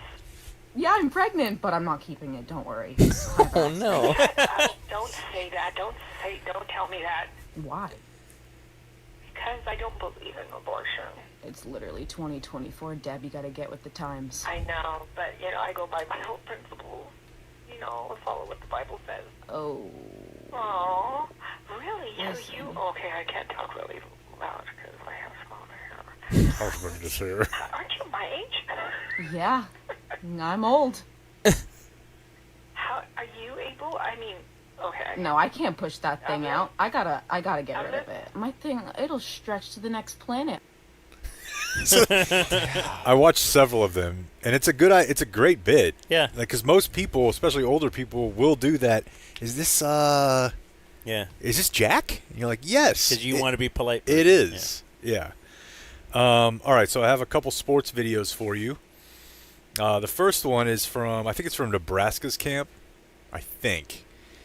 But I don't know if you were ever this guy, but with offensive linemen, especially in the heat, there is one thing that they definitely need, and that is Gold Bond. For the gooch, for the taint. What does Gold Bond do? It's kind of just a powder just that baby keeps powder? you from chafing. Yeah, but it's like, I think it might be medicated a little bit. Yeah, I remember the old radio commercials, Larry King, the Gold Bond, medicated powder, but I didn't know what that meant. Well, if you're going to run, in my case, just a half, definitely not a full guy, you want to have something because the insides of your legs will rub together so much that it really will rub you raw. And if you have tree trunks for legs, they're going to be touching a lot. Okay. So offensive linemen in general, Gold Bond, if you ever see an interview with an NFL player, they're in front of their locker, you can see that yellow bottle. Gold Bond is big. And this kid from Nebraska put the Gold Bond on. Remember Zeke was asking for Gold Bond? My gooch. During Hard Knocks. He's like, my gooch. Yeah. And this dude from Nebraska put the Gold Bond on, and they were filming, and this is what happened, Dan. Run it back real quick.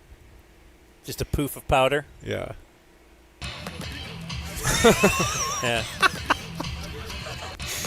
That's a giant fart. It's a giant fart with a lot of Gold Bond, and he just has an exhaust pipe behind him. I hate seeing like what farts are actually like. I know, right? It's better just the fact that you can't visualize them is so much better. That's why it sucks to fart in the bathtub.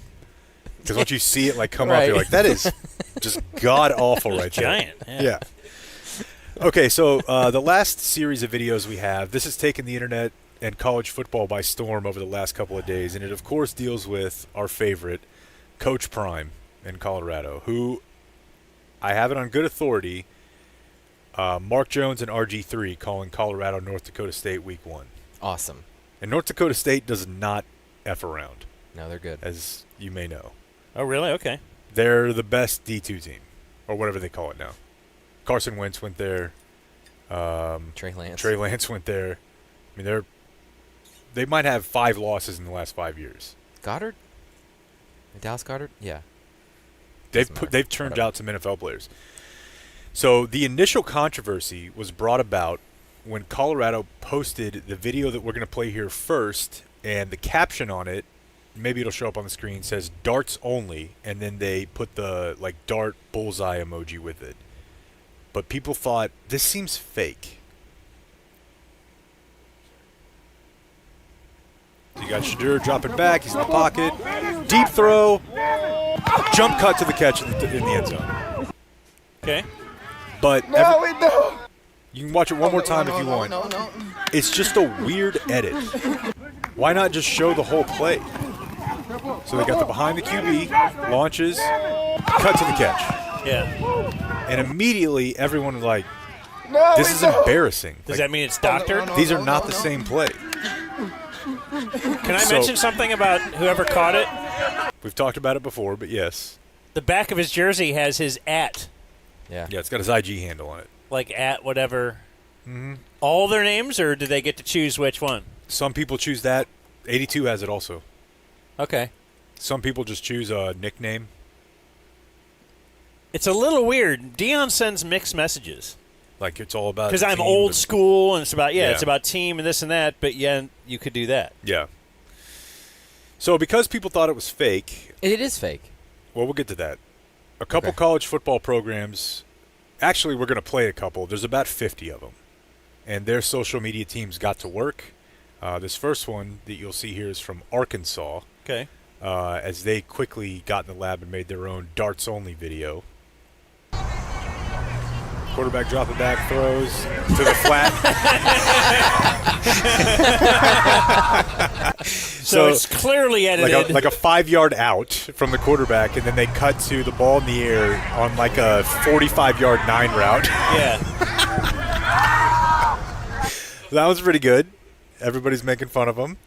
And I watched a ton of these. They're all pretty much like that one. This one, though, the Hawaii one is the funniest one, where they have their quarterback drop back to throw, and then they use a clip of one of their offensive linemen catching a bobbled pass from like 10 years ago and running. Darts only. Oh! The big man, number 69, catches the ball and rumbles for about 25 So everybody more yards. started making fun of Colorado by doing their own. Yeah, there's a ton of them, and even like I was telling Blake this morning, the college football game he plays. I've seen a bunch of them where a guy will catch a shotgun snap on the game, turn his throw vision all the way to the sideline in the crowd, throw it in the crowd, and then stitch together a video of somebody catching. Everyone's having fun, but Colorado not going to take this lying down. So after everybody started making fun of them, they decided that they would put out a video, a 2-video tweet that just had like a shrug of the shoulders, and it's both views. So we can play the quarterback one first and the end zone one after. This is the quarterback view of the original. This is to prove that it was real? Yeah. Okay. You can kind of see it gets caught there by 10. Uh-huh. And then in the next one, they show the end zone view, which looks like the same play. Yeah. I'm sure it is. But it did just look a little weird. The weird edit was enough to get people being like, Yeah. what do we do? I mean, it looks like he just misses his guy really bad. But I think he just runs under it. Okay. But also, oh, you know what? You were looking at the inside guy. Yeah, the inside receiver. Yeah, the outside guy was okay. pressing outside shoulder, got up, and then got around. Okay. The inside guy definitely looks like he airmails it over that guy. Yep, but he's yep. like stemming to the post. So, I don't know. It was just funny because this is a sort of thing that your social media department for UAB or whatever is like, finally, we get to do something cool. There's my today on Twitter. That's awesome. That is awesome. Thanks, guys. I have a little bit of sports today. I know we got a variety of stuff. The wonderful world of sports. Radio Sports Scoreboard. Oh, yeah, I like that. And this is like our walkthrough, we should say. So today, I mentioned this during the break, but we didn't mention it during the program proper. And now we're kind of, we're out there, we're streaming, we're doing the thing. Today is the Rams scrimmage. Is that what we call it?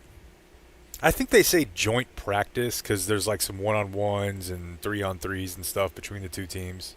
Okay, so it's not an official game scrimmage, but yeah, whatever. They want to get other team in here, and that way you can start hitting guys that aren't your friends. And sure, usually there's a couple things that happen during these. They're pretty good, but yes, but unlike like a preseason game, the coaches can run out on the field and stop this down and let's do this or let's run that again, or something. But it's kind of a big day out here. Yeah. Like Rob had to show up 2 hours early just to find a parking spot, make sure we can get a place for the RV. And as we walked out during that break, you could see the fans are starting to trickle in now. Mm-hmm. And the Cowboy PR even alerted all the media, hey, get here real early because it's going to be a lot of chaos. So the fans are trickling in now. I believe at 3 o'clock. Right now it's 1:52. If you are live streaming along with us. If you're listening later, like most people, then you're just hearing a boring story from me. It's at 3 o'clock, McCarthy will supposedly do a press conference, and then the game will start at 3:30. Is that what you're to understand? Hour later, 4. 4 o'clock. 2/4. So 4 to 6 is the game? Yes. Yes. 2/4. Yes. I'm speaking to our audience. Yeah. Okay. Yeah. But you were correct. So, so we might broadcast right up to McCarthy and then, carry some of it. Sure. But we also might peter out. I guess just stay tuned. See if we actually have it in us. And we can actually take another break or something if you guys want. If you got to go run, clutching your bottom, run to the bathroom. But in my sports today, one thing I wanted to mention was, before my cowboy thing, you guys see I have to memorize another name now? Pedro Grifol.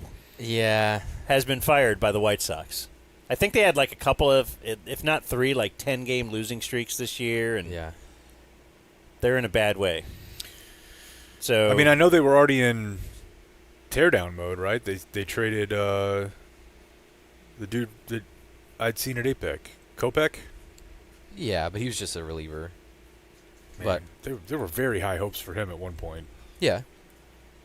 Dodgers. Mm-hmm. Yeah. Anyway, I don't know if they've named a interim manager yet, have they? Who? Grady Sizemore. Oh, okay. Interim or full-time? Interim. Okay. Roids? I don't know. Probably. Probably, but never proven. Okay, it was that era. I definitely always thought of him as... Because he had that one really good year, right? 1 year. Let me pull it up here. He had 1 year where it went... So Pedro Grifol... I guess it's not that much. But he did have, a 28, 24, 33 home run season and never really hit many ever again. I should be able to remember Grady Sizemore pretty easily. Yeah. But moment of silence for Pedro Grifol. That was only a moment. Really that's enough that he... Good. That's all he needs. Okay, I never manage again. But this, stemming off of I was just thinking about this last night, stemming off of your talk yesterday, your article at D Magazine, just about Tyler Smith and wanting to play guard. He wants to do that too, right? That's just not the Cowboys, or at least that's what they're saying. That's not the way it sounds. It sounds like he's on board and likes being settled in. And I don't know, guards make closer to what tackles make now than they did before. It's still not the same, obviously. Just look at the deal signed this offseason with Wirfs. Yeah. But it is kind of interesting how football and the pay scale is set up, and that, in fact, in certain positions, it just matters what you are labeled as far as, let's say, they're going to franchise you. We've seen this with pass-catching tight ends. Your Jimmy Grahams and... that are upset that they can't get franchised as a wide receiver, even though they get as many catches and are clearly just as, if not more, valuable than a good wide receiver, because they're even more rare. If I could even, I would think that translates to the real game as well, but that's the way fantasy is, right? If there's only 3 tight ends that can get you this much, they're much more valuable than if I can wait and there's a bunch of receivers that could get me that much. Yeah, I mean, I've said it many times. I think Travis Kelce is the most valuable player in the NFL. Travis Kelce makes 17 a year. Him go or Cheetah, what's his name, go? Tyreek Hill is getting 35 now. I mean, he's awesome, but having a Travis Kelce or Kittle, watching that receiver show, what Kittle does for them is it's incredible, and he's making $15 million a year. And obviously, left tackles, that's usually your highest dollar. And so, yes, if there was an opportunity that, hey, man, you could be our left tackle of the future, you'd probably rather be that than a guard. But I just got thinking about baseball. Does that exist at all? Because clearly, a power-hitting shortstop. Here's where I go back to. When you mentioned that yesterday, I got thinking about Alfonso Soriano. So when the Rangers traded A-Rod, they ended up getting Alfonso Soriano, who was a young, up-and-coming, power-hitting, back then, steroid era. So maybe, a lot of people were getting a lot of home runs then. But he was a second baseman. And he was only a second baseman because the Yankees already had Derek Jeter. Mm-hmm. And so he couldn't displace Jeter, so they made him a second baseman. But he was a shortstop coming up. And the Rangers traded for him, and they traded A-Rod. He was among the things they got back. And wanted to make him their shortstop. And you do remember this because Michael Young was their second baseman, who, at the time, Alfonso Soriano said, first of all, he's mad that he got traded by the Yankees to the Rangers because now he's going to a crappy team. Yeah. But he refused to go play shortstop because every year there was a really clear path in the American League to him being the all-star second baseman, as long as he was kind of the same player. But I believe you had Nomar Garciaparra, you had Derek Jeter, of course. A-Rod, before when he was with the Rangers, he was a shortstop. So that was all. There was always a logjam at shortstop, whereas Alfonso Soriano could still be an all-star every year if he just stayed at second base. So he didn't want to go be a shortstop. And that's when Michael Young got labeled as what a selfless team leader. Team guy. He volunteered to leave second base to go to shortstop. And I always thought that was silly to say that because shortstop is the more glamorous position. You'd rather be known as a shortstop. I mean, I would even say third more than second. And then he moved to third, right? Who did? Michael Young? Yeah. Oh, yeah, for sure. So it's like that's because they called up Elvis. Yeah. Yeah, but it's, I mean, and even he didn't want to go to third, though. No. Yeah. But third is still more glamorous than second, right? So both of those moves were... Yeah, second was always kind of your... It's your weakest arm, for sure. I'll tell you this. Did you stand right there? It's where, if we were blowing someone out, I could move from right field to second base. Yeah. They're like, okay, you can at least stay in front of it. You're not going to get a lot of balls pulled hard at you. It's Short going to be throw. off the end of the bat, short throw, I'll all that charge kind of one stuff. if I have to. Yes, our worst player in Little League or whatever, yes, you put them at second base if indeed they get any infield at all. That's interesting. I mean... But he still broke the bank, and it didn't matter. You know what I mean? Like baseball, it didn't matter at all the defensive position you play. Yeah, some of that might have been just that he was like Rangers legend. I would bet in general second basemen make the most of any player in front of the plate. But the one I was thinking of is catcher. Like, is catcher the running back of baseball? Where you're like, look, we'll get two of them. One of them will play 60%, the other plays 40%. It doesn't matter that much.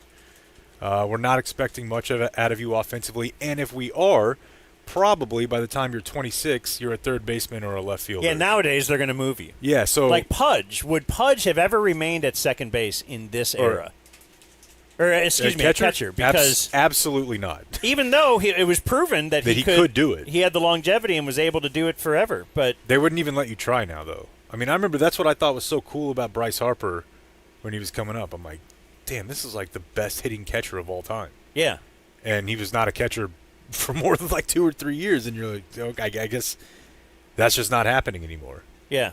There's maybe 2 or 3, and Blake would know better, premier catchers, and everybody else is just platooning that, like running backs.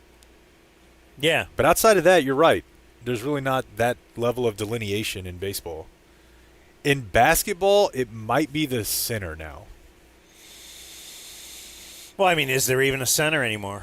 Well, like there's a few, and it depends on who you call a center as opposed to a 4, but like Derek Lively is a center, and he's going to make a lot of money. But Jokic, maybe you would call a center, but most teams just have like 2 guys. I mean, the Mavericks got by with Dwight Powell for several years. Yeah, and weren't bad. No, not bad. He was just like, just get a guy, because it's all about ball handling and shooting. But man, the difference. And then in cricket, I mean, it's really more of a, the difference though between Dwight Powell and Derek Lively. It's like Lively, dude, is he's the future. It's awesome. I hope the casino people see that. How about we do today in Olympics, but I won't play the song. We're on an RV at the Cowboys camp. If we play the song, it'll get flagged. We are at Cowboys camp. By YouTube. And maybe in a little bit we will eat some lunch and take a break. Break. Getting a little hungry there? Is Is Matt on the way? I ate some of... Dude, those things that his wife made are stupid. I know you're not a meat guy, but it's like ham, turkey, Swiss cheese, rolled up with a, green tortilla wrap. I gave Jake my lunch. No, I'm a good guy. That's not true. Because he forgot his at the house. And Matt's bringing it, so... And he took like an extra 10 minutes to warm it up. Yeah. Remember how long we were waiting in the car? Okay. It seemed like forever. Well, do you want to... Should I respond, Blake? Yeah, if he's going to lob grenades at you. Okay, there was a kick him back. conversation in the kitchen where we said we were leaving at a certain time last night. Now, I was 2 minutes late being in the kitchen. It was supposed to be 8:30 Pacific. I was in there at 8:32, and Dan said, "Are we leaving?" And we said, "Yeah, I mean, that's what we talked about." And he's like, "I need 15 minutes." So then you went to go get ready, and I said to Blake, "Didn't you This send a morning or last night? This morning. Yeah. This morning, because I thought we were leaving much later because Rob took this early then. But that's not what the text said. You hearted a text that said, Matt will drive us over at 8:30, but I'm afraid that was after Gummy. You did heart it. And I was just hearting just to be fun. I replied and said, perfect. And you hearted it, so we all thought, but then it's 8:32, and I'm like, man, I'm sorry I'm late. I wasn't even dressed yet. I even included down. I was wearing my sleeping clothes. Yeah. Yeah, when you walked downstairs, we kind of looked at each other. Okay, you didn't look ready. Okay. The only story I have is something that was sent to me. A lady named Kristen Faulkner. She just won gold at the Olympics in Paris in the women's bicycle road race. The first American to win gold in this race in 40 years. There's a viral tweet about her that I thought was pretty interesting. Did you see this? I would just like to pre-say that the WNBA is having their moment. Cycling's on the come up? Just the Olympics in general. I appreciate the Twitter account that will let you know, oh, hey, look, there's this hot who swims for this country. Yeah, there's been a lot of that. Or, hey, look at this hot. Yep. And even Miss Faulkner. Yep. She grew up in Alaska. She can call me. She was a rower at Harvard, which I didn't even really know what that was. Is that crew? Is that what they call crew? I don't know, but that's the Boys in the Boat. The book. Yeah, the rowing book team. Kalashaw loved, and I also loved. It's about rowing, which apparently is a thing. It feels like Harvard might be your place. Yeah, Ivy League East Coast. She moved to New York City after school, started working for a venture capital firm. She took a beginner's cycling class in Central Park, started cycling at 5 a.m. before work, started competing in local cycling tournaments, quit her job at the VC firm and moved to California to cycle full-time, was added to the U.S. road cycling roster 1 month before these Olympic Games. 7 years after taking a beginner's class in New York, she has won gold at the Olympics. That's crazy. So you, too, could do that. Yeah. Well, the way I think about it is, I've seen some of these videos during the Olympics as well where typically it looks like it's in Africa, where somebody is filming kids who clearly have extraordinary athletic potential. But they're using, a tire as their bounce point, the thing to launch them for gymnastics. They've rigged up branches and bamboo and stuff for a pole vault type clearance thing. And they're awesome. But, this is actually somewhat the basis of the story. I believe it's a documentary that Kevin Bacon produced called The Air Up There. Oh, yeah. Yeah, where he goes and to recruits a player. Basketball players? Yeah. But 7 years, dude, and you're winning a gold? So does that say more about her being great or cycling I don't know. Who does that? And if Aha Wilson wanted to... It's Asia. Is it Asia? How come she spells it aha? Well, the J doesn't always mean ha in every Okay. It usually means je. Can. Okay. So, A.J. Unless Wilson. I'm wrong about that. What do you think, Blake? I don't have an opinion. Can you pull me up? Anyway, it's just her birthday today. That's the only reason I know who she is. I was curious how you pulled a, that out. It's a WNBA player. It's always on his mind. Anyway, yeah. It's like if LeBron grew up in a soccer-playing Asia country, Wilson. would What is LeBron that? be a great soccer player? Do it again. Asia Wilson. Do I have to say it like that? They are all very flamboyant. I want Larry the Cable Guy. Asia Wilson. No, he would say Aja. That's the only Olympic story I had for today, I think. They're winding down. The closing ceremonies are Sunday. My wife's really bummed about it. How are we doing? I don't know. I think we're destroying. Really? I think we're up in medals but down in golds. Yeah, we're down 1 gold to China. China. But we have 26 more medals. I don't know. I don't care. It's been nice that it's on, but it's not my thing. You know, I stopped watching because Caitlin Clark didn't make the team. I stopped watching after the opening ceremony. Oh, that's right. You were so...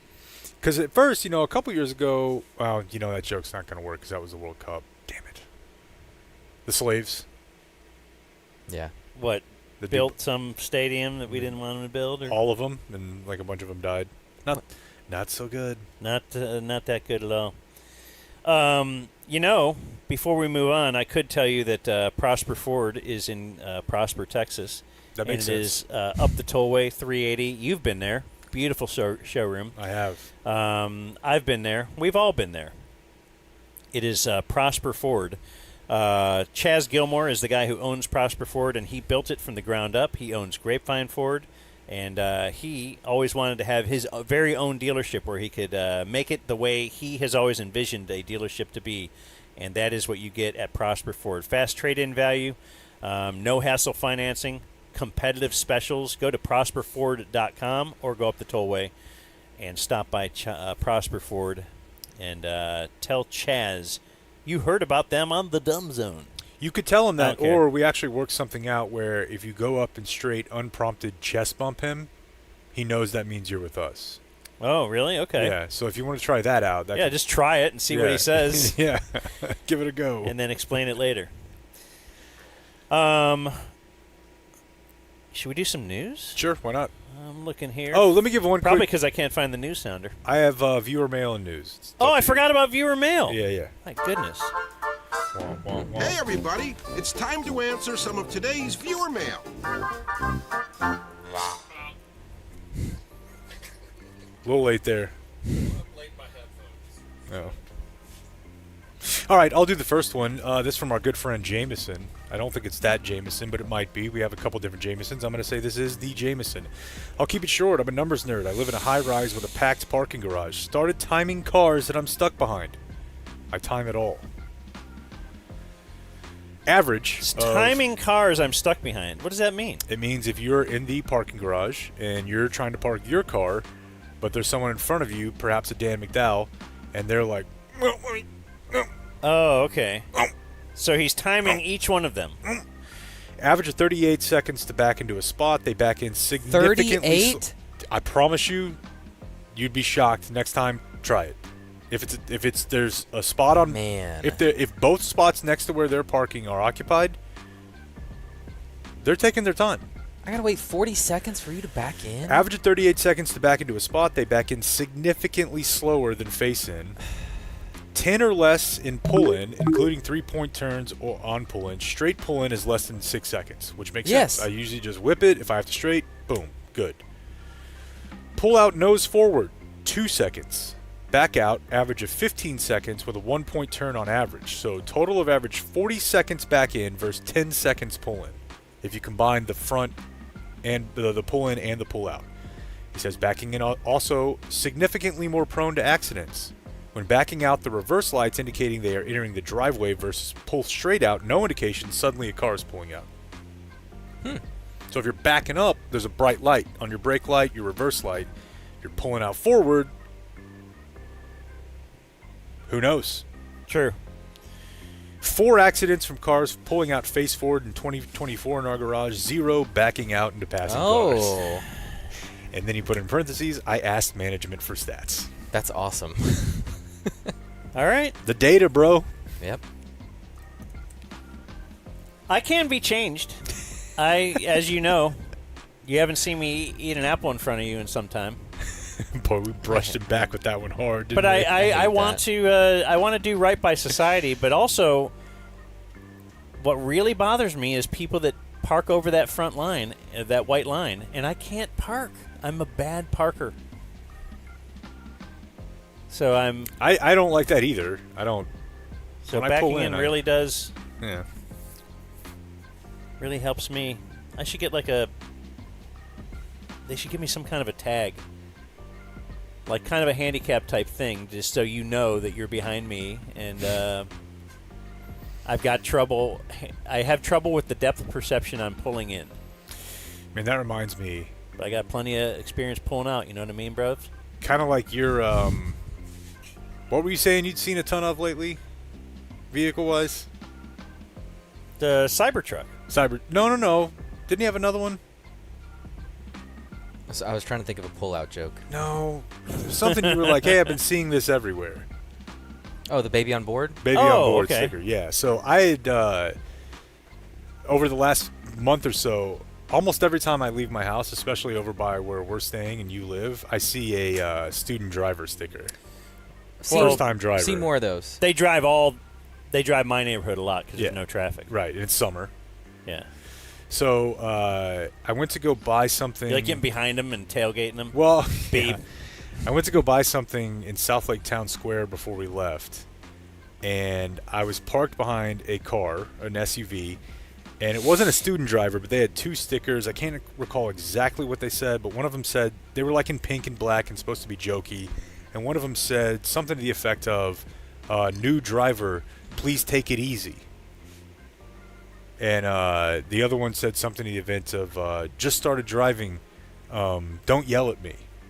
And I thought this was very funny because they were both on the back of a brand new Infiniti QX60 Suburban or SUV, and I'm like, okay, yeah, I guess.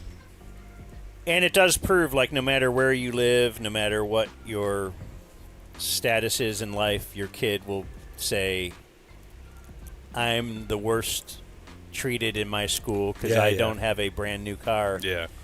The day I turned 16 or something like that. Yeah. It was amusing to me. What was your first car?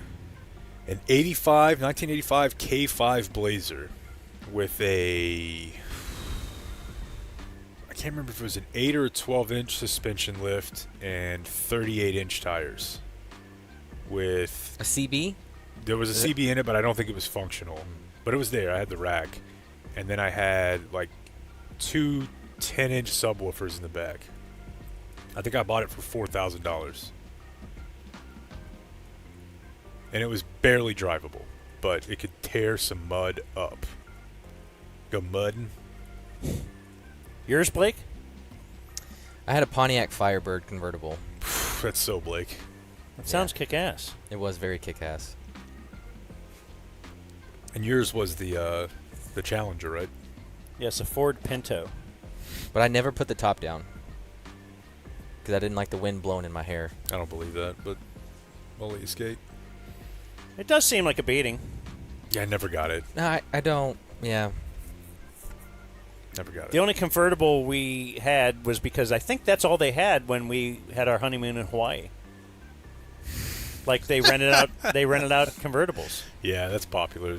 Popular out here as well. I mean, every once like in if a you while, want to drive the coast. I get it, but I wasn't going to put it down every day. Just kind of gets old after a while. We kind of that kind of left the culture. Convertibles? Yeah. Yeah, it kind of did. You don't see it too much anymore. No. Back with waterbeds? Yeah, probably. Yeah. I always wanted one growing up. Probably. Oh, my mom for sure. had one. I've slept on one many times. A college girlfriend of mine had one. Yeah, a little motion in the ocean. It was tougher. Yeah. Like I think I could handle it then, but now I don't know that I could. Balance-wise, it's a bit tricky. Yeah. What's the benefit? Or is there? Is well, it just cool? No, the water doesn't stay cool. No. It's just cool to say you have a waterbed, or is there a benefit? I'm positive there was a time where probably like some group of chiropractors or something were getting paid by big waterbed, and we're like, this is better for you. That's how everything works, though, right? But it feels like it was really prevalent when I was a little kid. Yeah, because my grandparents had one in the 70s that they still had whenever it was, late 80s, early 90s, and I'm like, this is... Shag carpet, waterbed. Shag carpet's still great. So my dad actually lived in a place after he got divorced, when he got remarried, his second house, and it was like, dude, I'm talking not, what's the word? Not Kelly green, like the reddest red you could imagine of shag carpet for half the house. That's awesome. I thought it was awesome too. And it felt so 70s. It was just cool. I do have one other viewer mail, this one from Beth. If my time is right here, our good friend I was going to say breath, but then I almost said breast because she's undergoing a double mastectomy and getting triple Fs when she gets out. Her surgery was today. Oh, okay. As of like 15 minutes ago, so shout out Beth. Shout out to Beth. Let us see him. Yeah. She probably will. For research. All the fun we've given her over the years, right? It's only fair. It is. Some non-birthdays, and we've been getting a lot of things about LA meetups or even a meetup here. Are we going to try and do like a, let's say, Monday Spencer McKenzie's a certain time, or I don't know. Cool. That I don't know. I mean, there's one guy who's hit us up, so I figured we'd just communicate directly with him. All right, I got another one today regarding that. Not the same guy? Nope. You didn't have to be so sassy about it. Nope. But another guy who wanted to meet up in L.A. says also you should take a Waymo while you're here. The guy that was killing all those prostitutes in Heat? I don't get that reference, even though I like Heat. I'm sorry. That was Wayne Grow. It was in L.A. I don't know if I should keep going here. I only watched it once. Waymo.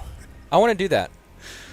It's an autonomous driverless taxi service, a subsidiary of Google, that kicks ass. I personally don't use Uber anymore because of how safe and comfortable these are. Hands down, one of the coolest bits you can experience in California. Let me know. I can give you an invite From code. hard hats to steel-toed. Let me know. Dump that. Let me know, and I can give you an invite code via my account, so y'all can skip the wait list. So there's a wait list. Let's be great from Steven. Let's take it to Spencer McKenzie's one day. What? I don't even understand it. It's a driverless? Yeah. Like you haven't seen these? No. They got cameras all over it, and there's no driver. You get in, and you just go. But it's nice because you don't have to fake talk to anybody or smell their smells. What are you saying about people that drive? I'm saying they probably smell bad and don't speak your language. What? Why? Well, you did get pretty specific there. Okay, Yeah. I think I want to try it. Yeah, I do too. Definitely just to Spencer McKenzie's. That sounds pretty short. Yeah.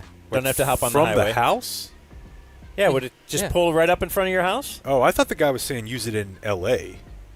Oh, is it not in Ventura? I doubt it's down here. Damn. Or Oh, up really? Here. Yeah, I mean. Yeah, I guess that makes sense. I think he's talking about when you guys go to the Rams game. We are going to the Rams game on Sunday. Are we getting credentials, or do we have to buy tickets?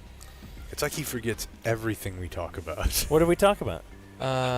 We didn't get approved for credentials. Like you asked? Yeah. And they laughed at you? They just chose to not respond. Okay, so you don't really know. This is him living on email. He doesn't talk to anybody. There's no personal communication. I'm the guy that yesterday said, you're the guys who said, we don't have to go meet the PR guy yesterday, Bront. And it turned out to be, it was a great meeting, and he's one of my best friends. F off? Just saying. Like, if it produces results for us, then it was a great meeting. Well, but he's now one of my good friends down here. And you guys are like, why do we need to talk to him? Just send an email, bro. I'm like, no. There's something to personal communication in the world that you guys don't understand. Yeah. You think everything's, you think it's an uploading world. In an iPad? It is. Yeah. There's still things that matter. And then I got, this is another non-birthday, from someone I'll call M. He didn't really want to use his name. Okay. Dear Uncle Penis Flytrap. Yep, that's approved. I like it. I like it a lot. People say that skydiving... Do you have access to a mic if you need to chime in? People say that, and Rob Chickering, who is engineering this whole trip, has skydiving over 1,600 times. Skydove? People say that skydiving and sex are two of the biggest rushes one can experience. I was pondering Video Man's 1,600 jumps and wondering if he's jumped out of a plane. I must not be doing it right. Yeah, I was going to say, I don't... More times, has he jumped out of a plane more times than I've put the P in the V? Oh, good question. 1,600 times breaks down to once a week for over 30 years, which is about how long I've been in the game. Obviously, there are youthful good times when it's much more than that, but there are dry spells mixed in. And now I've been married almost 18 years. Okay, so what you really mean is And as you know, this falls off over time. So I think it's close. What do you and the boys think? More DZ reports from M. And in the skydiving world, much like the KVIL, we add KVIL to everything. We called it an airgasm. Okay. There you go. Like the great feeling you'd get? Yeah, good airgasm. I'm going to say... Probably also similar to where you do it more often when you're young. Yeah. You might do 4 or 5 in a week. Oh, yeah.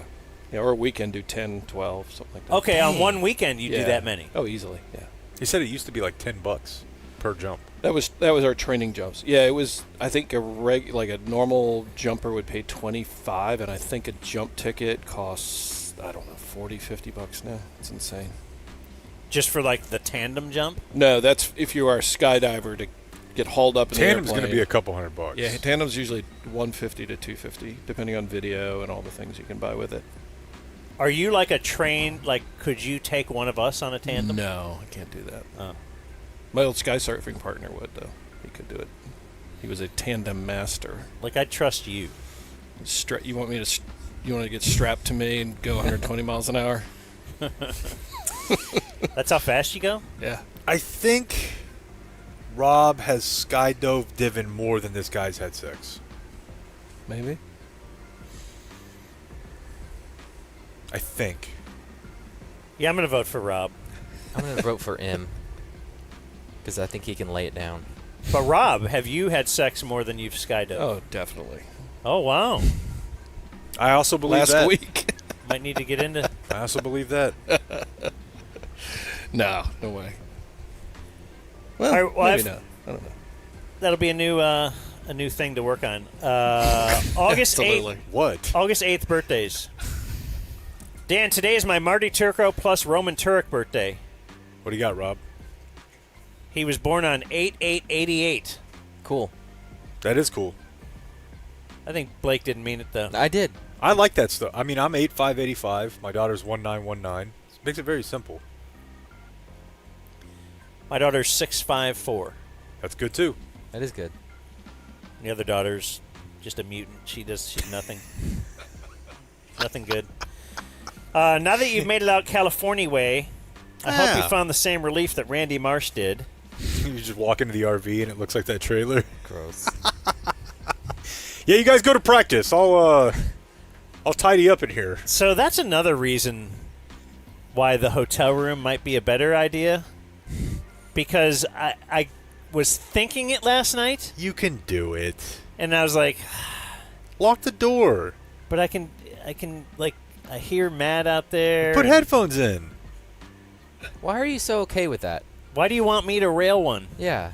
Because I know he wants to, and I want him to be happy. And I was thinking, oh wait, gosh, there's no government restriction on that here, but then the guys are downstairs. And yeah, can we not do that? Just loosen in the up. house. A little late, but why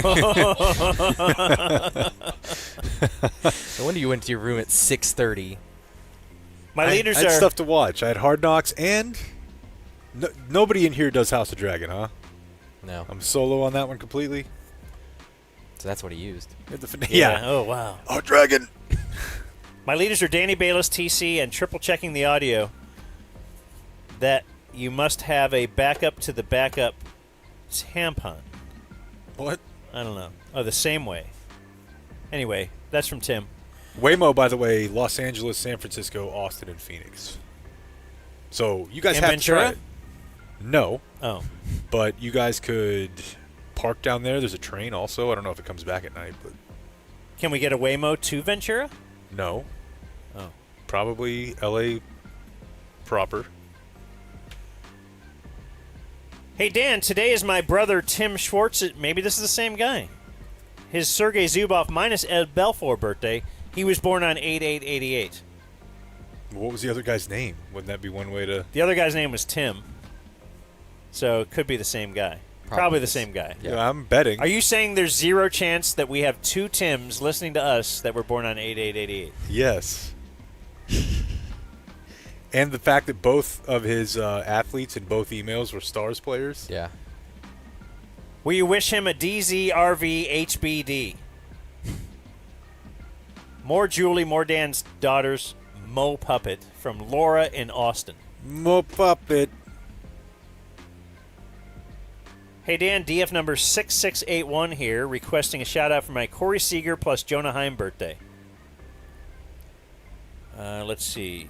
You guys are the reason I have a Patreon. Leaders are Dan's dad jokes, Blake's commitment to not touching grass, and Jake's questionable love for Chuck E. Cheese pizza. Fun fact for Jake.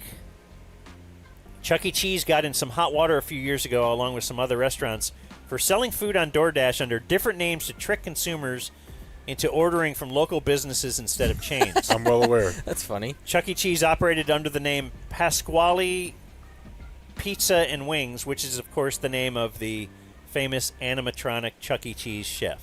Yep. More Blake and Danny. Shout out to Blake for the work on the weekly wrap-ups from Jesse. You got it, Jesse. And Uncle Hotmail, it is my wife Lindsay birthdays. It's her square root of the it. She's 35. Her leader is Blake. I think she'll agree to do a 960 show at our house for my birthday in December solely so she could meet Blake. What's up, Lindsay? She wants to give him a tour of our house so Blake can tell her things we could do to get our house squared away. We have a 17-month-old and love hearing Jake and Blake's stories about raising their kids. We would like to hear your thoughts on the leading contender for our... they have a baby to be born in September. Let's go. Let me hear it. It's a boy. 2 under 2, huh? Spencer. That's not bad. Spencer from McKenzie. DF Richard. Yeah, no, I mean, that one's been around for a while. It's not too out there. It's very neutral, you know? It doesn't evoke old name like Nora does type thing. Yeah, Spence. Is Nora, like, popular, like a lot of kids are being named Nora these days? I think it's coming back. Yeah. Because Carter certainly is.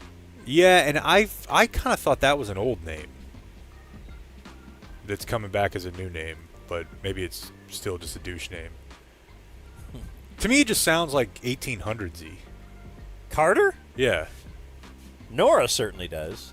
Carter just, to me, it sounds maybe more as a last name I'm just thinking of. It sounds kind of western-y, but I don't know. All right. Brooks is kind of a cool old name. So anyways, I'm not going to hate on your kid. Yeah. Spencer. Thumbs up. Here's Jake with the Dumb Zone News. All right. So I've had this story for a couple days and keep forgetting to get to it. we usually see this at like splash pads. Sometimes you'll see it with kids at lakes, but it is typically the brain-eating amoeba, which I think is one of many reasons Blake will not get in a lake. And I believe in that. Kavanaugh said he pooped in Lake Lavon the other day. I don't want to swim in that. It dissipates. I don't care. So this is the case of a guy named Randy Bunch. He was 66. He was a fisherman. And he was fishing in Freeport, Texas. He waded out into the water. He's crabbing and fishing in Freeport. Didn't put his waders on. Had flip-flops. Went in to retrieve a crab trap that he had set earlier in the day, but he did not notice that he had a small, days-old scrape on his right foot. His daughter told WFA it's just a tiny little nick on the top of his foot. I mean, not even an inch. It was tiny. And a few hours later, he got sick, and a few days later, he died. Dang. The daughter told the news, he called me having extreme pain all along the right side of his body. It sounded like heart attack symptoms, so I told him you should probably go into an ER and get it checked out. Doctor couldn't find anything. He was released and goes home. Next morning, he's much worse. 104 fever, lethargic, disoriented, not making sense. Less than 12 hours later, he's in an ICU on a ventilator. And it's just because he had an open cut in... And what got in it? A bacterial infection. Yeah, I'm a stout in them lakes. Now, in this case, this might have been the ocean, actually, because it was Freeport. So what I can't ascertain is whether or not the Brazos River, like, runs out to the ocean. And the Brazos River... The Brazos River? Yes, the Brazos River. Yeah. Yeah. I think he was on the river portion right out near the open water. If he's going crabbing, it's got to be closer to that. But, I mean, you get in the ocean, though. Yeah, I have gotten in the ocean before this story. I'll change my whole lifestyle, though, if you give me one story. The lake thing, I guess I could see. Like, we don't get in front of or behind where our property is because it's a canal, so it's gross. But once you get out to open water, it's much more, it's 30 feet deep, 25 feet deep. It's not stagnant water. It's moving. There are waves from boats. And no, I have been in a Texas lake. I just don't think I want to again, though. Yeah. I'm with Blake now. And I'm not, like, swimming around. It's typically just like you take the boat out there, and then you get a tube, and you just kind of sit in it and hang out. That's the thing is there's not a lot of payoff for me. Yeah, that doesn't appeal to me, just sitting in a tube. What for? Well, you're in the water. It's cool when it's really hot. You can listen to music. You can see nature around you. Low chance you're going to get snakes out in open What if I'm water. inside? It's air conditioned, big screen TV, National Geographic Channel. Love it. What do you got the thermostat at? I can't with these guys, Rob. I can't. Probably like 67. That sounds perfect.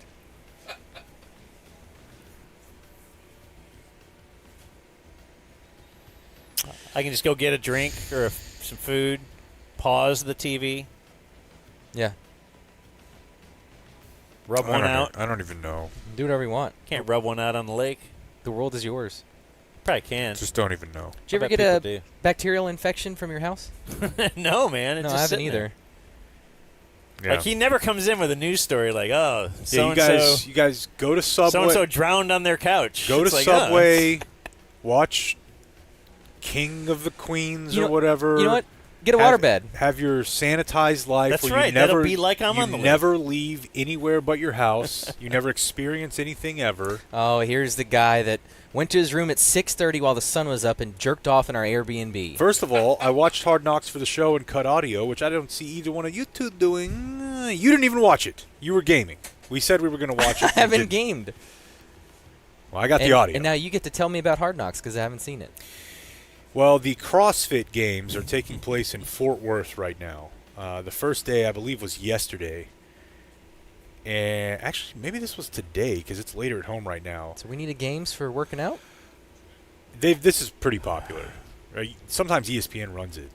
So a 28-year-old guy there, this is part of the run and swim event. It was at Marine Creek Lake in Fort Worth. And he went in, and he never came back up.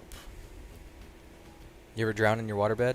Another bad I know. lake story. I know. And bad exercise story. Yep. Reasons not to do both. His name, which I'm certainly pronouncing this incorrectly, Lazar Dukic. Probably Lazar. It's from Serbia. Lazar Dukic? Mm-hmm. It does sound a lot like Luka. 4-time CrossFit Games athlete. The champion in several competitions. Yeah, I don't know, man. What if Aha Wilson was in CrossFit? I bet she'd win them all, too. Still Asia.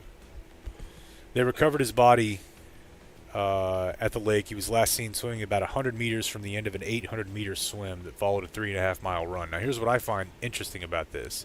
Could be wrong, and that this is not uniform, but my dad used to do, like, mini triathlons. Mm-hmm. So he never did the full crazy thing, but I think it was like a half marathon, and I think it was everything in half. So whatever they would do, maybe his swim was 400 if this is 800.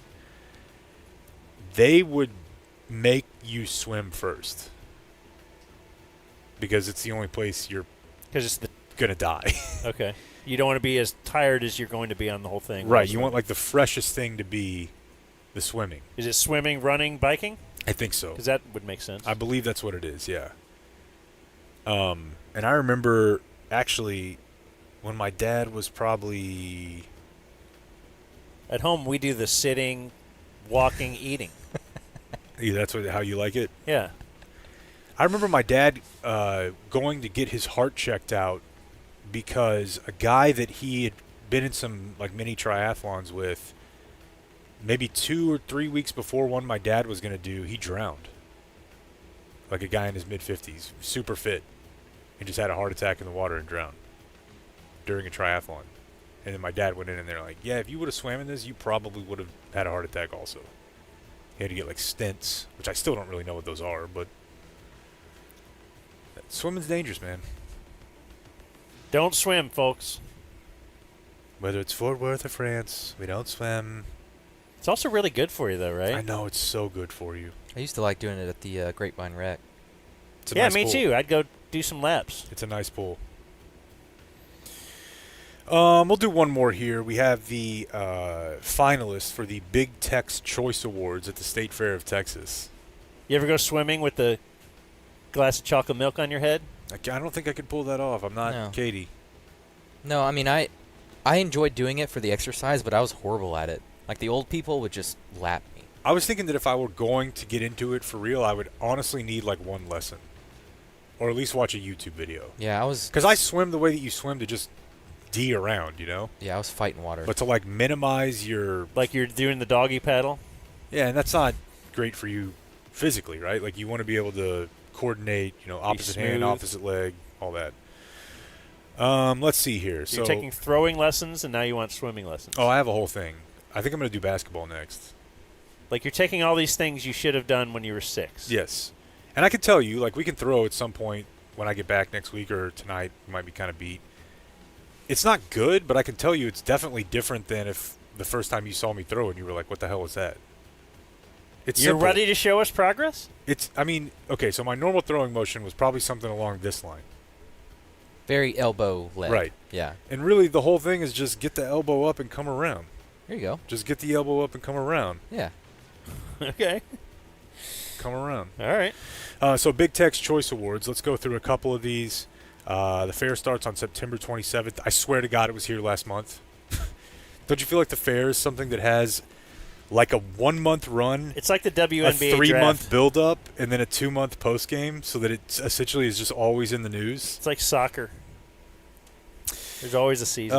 Let's see here. So I don't really know what the word fritura means, but I should have Googled it beforehand.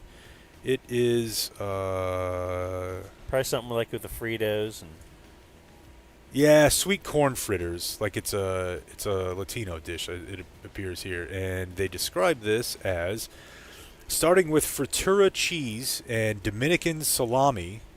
The dog, this is like a hot dog, is in double deep fried, split open, and topped with plantain. Oh, this stuff is good. Frituri? Yes. And top secret Dominican sauce. You know, I was thinking about this the other night. Actually, it was the other day when we were talking about hot dogs out here. The hot dog has gotten a bad name. There's a way to make a good hot dog. There's a way to make a good anything.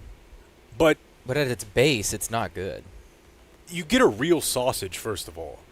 But, I mean, I think I've told you about this, Dan. In Chile, they have 4 or 5 different types of hot dogs that they call completos.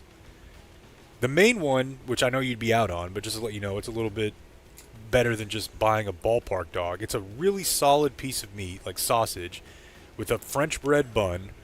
They put avocado spread or guacamole on it. They put chopped tomatoes, mayonnaise, and usually like a little bit of cheese. I think in America, you don't get the tricked up hot dog as much. So we just think of it as, oh, white bread bun, end of the entrails hot dog, mustard or sausage. But it should not be discounted as a food in general. You can make something out of that, even if it's with like a Beyond Dog. But nobody does. Nobody does. Taquitos. The drowning taquitos are served in a cup with tangy cream sauce, jalapeno, guacamole salsa, shredded cheese, avocado, tomatillo pico, and cotija cheese. You know what? I don't even want to read the rest of these. Yeah, It's you just- know why? it's Because boring. It's all the same. It's disgusting. The fare sucks anyway. Kids like it, though. Kids are dumb. They'll like anything. But a live animal, they like that. Yeah. It's a good time kill. But it's also like it's expensive hot outside. now. It's a million I'll degrees. tell you this. HSO, Stockyards, Stock Show, way better than the fair. Just do that? Yeah, because it's animals and way more animals. You know, and if you want to do a ride, you can. It's cheaper. It's in Fort Worth. You ever worry about diseases from the animals? Are you asking me? Yeah. Okay, you're not worried about anything in life. I'm just not worried about that. Okay. The IRS? You're worried about that. Yeah. There's just The Dumb Zone News. I'm on it, boys. Like and subscribe.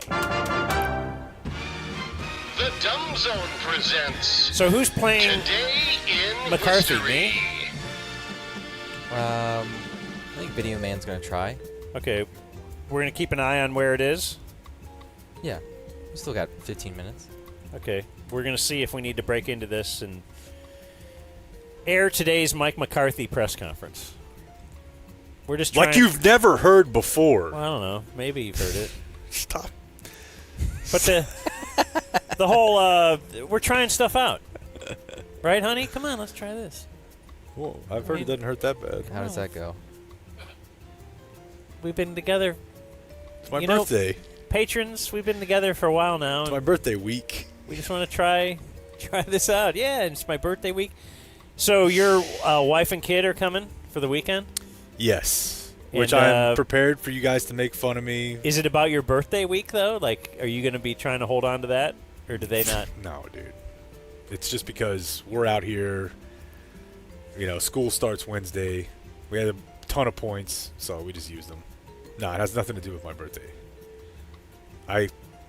Just daughter or both kids? Both kids. And Kristen has some half-sisters that are a little bit younger. Because her dad got younger at that position, and one of them's coming with us to help us out. She's super cool, and the kids love her. It's like having a nanny. You pay for her flight out there and give her a bedroom at the place, and we kind of have one. I'm always amazed at people that do that. I told Have you a nanny? Yeah, that have a nanny and they travel with them. Yeah, That it's seems like, so whoa. weird to me, man. Seems awesome. I remember like, if you can do it, do it. I remember it when Nora played soccer the one season, like noticing who was a nanny, and I'm not going to go any further on that, but I knew. Like the nanny has to go to the game. The 7:30 kick. Mom and Dad couldn't get here for this one. Mom rolls in like 30 minutes later. Huge glasses, Stanley Cup. See, that's like she'd another gone thing. out the night before. Another way we've spoiled our kids is by going to all their shit. Like, I remember the one baseball game my dad ever went to. And Mom would never, like, we would just ride there together. Did you guys? Yeah, my parents were at most of my stuff, but I remember thinking it was But weird. nowadays, we're at everything Yeah. all the time. My dad would drive up parents from will set Houston. up the lawn chairs and stuff for practice. That's what I was going to say, is that I remember there were 2 or 3 kids on my teams whose whose parents were always at practice. Yeah. And Now I there's thought 10 that was so weird, and definitely did not fault my mom or dad for not being at practice. I'm like, don't you have a job and another kid? Yes, they did think that other kid was more important. We're going to nurture this one. Let's get that free college. So today is Thursday, August 8th. On this day in 1974, President Richard Nixon was facing damaging new revelations in the Watergate scandal, announced he would resign the following day. It's kind of funny if you read about that now. Like nothing in that, they would never resign now, right? No. But I also think it's funny when you say, I'm going to resign tomorrow. So like one more night. Yeah, one last day. It's like Biden, kind of. Kind of. I'm not really into this anymore. Can I still be but president? That he was, yeah. I know what you mean, though. He just bowed out of the race, saying I still am doing some president stuff. But if you're president for one more night, and you're with your wife, are you like, all right, honey, one more time, right? In bedroom, baby. Yeah. 1988. This was the first night game scheduled at Wrigley Field ever. 74-year history of Wrigley Field. This was when I was a little kid. That was a big debate. Then they were trying to pass laws that there would never be a night game. Yeah. At Wrigley Field. I mean, it's in a neighborhood. It kind of was going great until the Cubs got good. So blame the Indians and their trade, perhaps, of Rick Sutcliffe mid-season. Got so much Rick Sutcliffe run on this week's. I don't remember when else we mentioned him. I mean, your frame of reference to describing your friendship with a childhood friend was, we grew up together, we both loved Rick Sutcliffe. Oh, that was off the air. That's what I said off the air. All right. Yeah, I just feel like I've heard that name, more than I have any other week in my life. Yeah, my buddy Joe. Anyway, yes, they got good, and now they're a playoff team, and the networks would not show them in prime time. Well, they couldn't. Yeah. But they wanted to, because that was a big draw. They had become a big deal on WGN nationwide, and that was kind of the sexier game, was to put the Cubs on. And then the fear was, man, if they make the World Series, what are we going to do? We can't be airing day games of the World Series. That's going to hurt us financially. Was that when they had Rowan Garden? What's that? What did you just laugh at? Is there a joke I just missed? Yeah, that's a Rookie of the Year reference. I think that's his sign of he's tired of this story. I just didn't know if that's when they had Rowan Gardner. Oh, anyway, we have to do this again tomorrow because heavy rain started falling in the bottom of the fourth inning, and they had to call the game, so it didn't even count. So this didn't exist. This is the day in 1992 that the U.S. Olympic basketball team, Dream Team, won the gold medal. How many players can you name, Blake?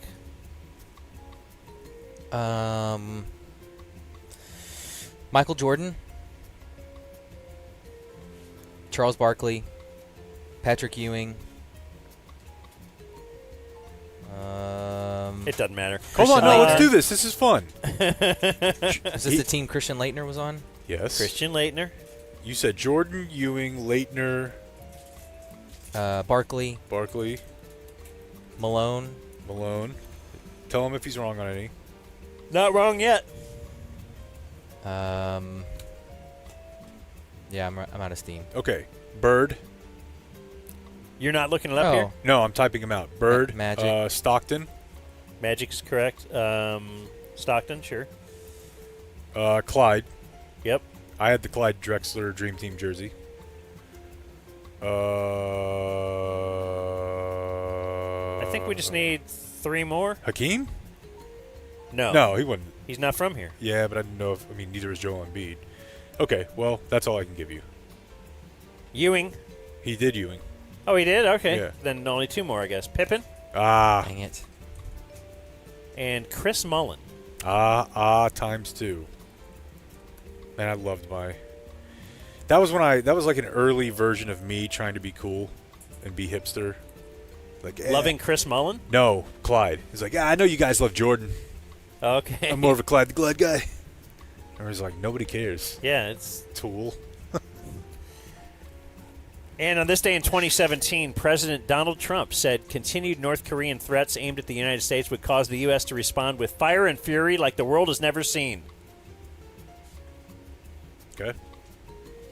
Alert Rich Phillips. Those were fun days to just hear. Maybe they're not over. Maybe they're not over. Other birthdays today, Jared Stidham, 28. Damn. Name the starter. For who? Broncos. He's starting? Yeah. Dang. He was committed to Texas Tech. Who did they draft this year? Did they draft a quarterback? Bo Nix. Nix. Oh, okay. And they also have Zach Wilson. That's right, the Drew Lock trade. No, different trade. But anyways, yeah, committed to Tech. Either his girlfriend broke up with him or he broke up with his girlfriend. She was going to Tech. Then he decommitted and went to Baylor. He went to Stephenville. Then he left there, right? Stephenville? No, Baylor. He did. Stephenville, though, Blake? Yellow Jackets. Come on.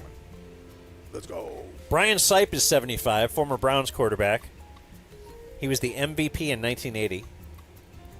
Stat line? Do you think that was about to carry you into a decade of success? For sure. And he was a 13th round draft pick. 13? Auburn, that's right. Pretty sweet, huh? No. What do you mean, no? That sounds horrible. You wouldn't like to be doing day 7 of the draft? No. Okay, he threw 30 touchdowns that year. Wow. He almost had a 30-30 year if you look at his stats a couple years prior to that. 28 and 26? Yeah. Yeah. Almost pulled a Jameis.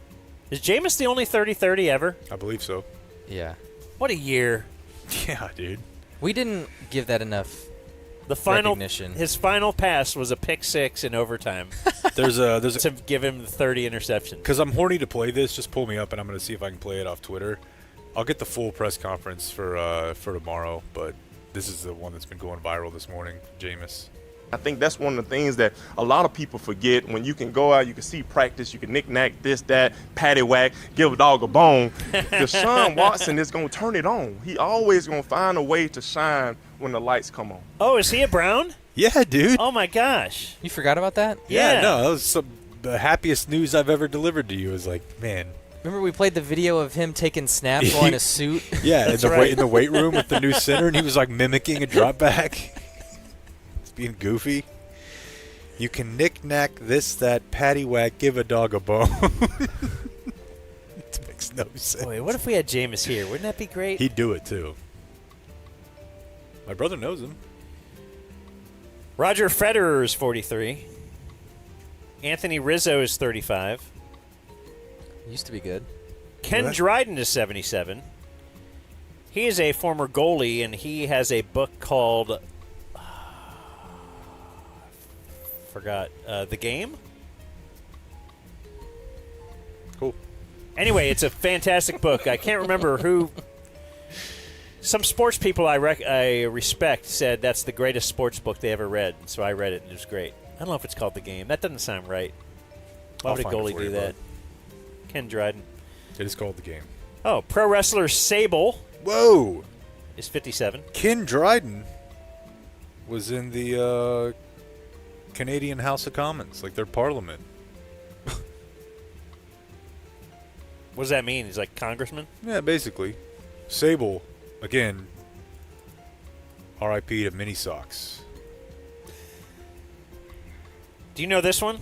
Olympic runner Susie Favor Hamilton is 56. Do I? I don't know. I swear this lady's having like 4 birthdays a year now. Aha Wilson is 28. How many positions in men would you say were at once, Susie? Las Vegas Aces coach? No, she's a player, isn't she? No, the Aces coach is Becky Hammond. Okay. I'm just testing you. Well, I would suggest you not starting by testing me with a 2-time W champion who's going to the Hall of Fame. 3 minutes? Supposedly we're going to have McCarthy. But you know what? We could just keep doing this, too. But listen to McCarthy. Damn, they got food up there, too, right now. I know. You want to get over there? Yeah, kind of. Is it B-dubs? Yeah. Should we not do McCarthy here? No. We should. You just go, Jake. I mean, if he had not left his lunch at home, we I shouldn't have said anything. Continue to do the show, but I feel like if he wants to leave to go eat. Was it's it fine. was it Looney Tunes where somebody would walk through a field and there were just rakes everywhere? Yeah. That's how I feel over the last 48 hours. It was fine at first, but now it's like every step. Dustin Hoffman is 87. He had some antique Me Too's. Rain Man? Well, like way back in the day? Is that what that means? Antique Me Too? Yeah. Do you want me to read it to you? Yeah. Okay, so this is Death of a Salesman time. So what is that, like late 80s? Jeez, it sounds like 60s to me, but... I mean, the book, obviously, is really, really old, but the movie... Anyways, 1985 is the movie. This is a woman who, this is during Me Too, she came forward. She said, Dustin Hoffman sexually harassed me when I was 17. He was super flirtatious. He grabbed my ass. He talked about sex to me and in front of me. One morning, I went to his dressing room to take his breakfast order. He looked at me and grinned, taking his time. Then he said, I'll have a hard-boiled egg and a soft-boiled clitoris. Oh, my gosh. His entourage burst out laughing. I left speechless. Then I went to the bathroom and cried. It doesn't even really make sense. Yeah, that one's a pretty low level. Me too. It's still a weird thing to say to a 17-year-old Shocking. assistant. It's a weird thing to say to anybody, but boy, what did you was like squat over it, and I don't know. I never really got it. Oh, man. Oh. That coming from Rain Man. Yeah. I want to make sure I get in a couple before McCarthy hits here. There's we might no just way be off he's going to McCarthy. be on time. Drew Lachey, 48. 98 degrees. Brother of Nick, who is a pot connoisseur. Oh, or is he? Pot entrepreneur would be a better way to put it, right? He bought up a bunch of farms. Integrity? In Ohio. I think they're Cincy boys. And was married, of course, to Jessica Simpson. Mm-hmm. I read her book. I'm glad you did. It was great content. The Edge is 63. You too? You too. Oh, my God. Disgusting. Larry Wilcox from Chips is 77. Who he? You ever watch Chips? Oh, yeah, the He's Motorcycle Highway Patrol thing? He's the cop that's not Eric Estrada? Yeah, I watched that show a lot growing up. It was on Nick at Night. Yeah. It was always on when I came home from school type thing. And so you'd watch it. It's on. Not a lot of options. Anton Fig, 71. I think he was in like Letterman's band or something, wasn't he? Was he in Bruce's band too, maybe? No, Max is. but- Robin Quivers is 72. Howard. And Scott Stapp is 51. So funny, dude. What a career. Forever intertwined with the Dallas Cowboys and Thanksgiving.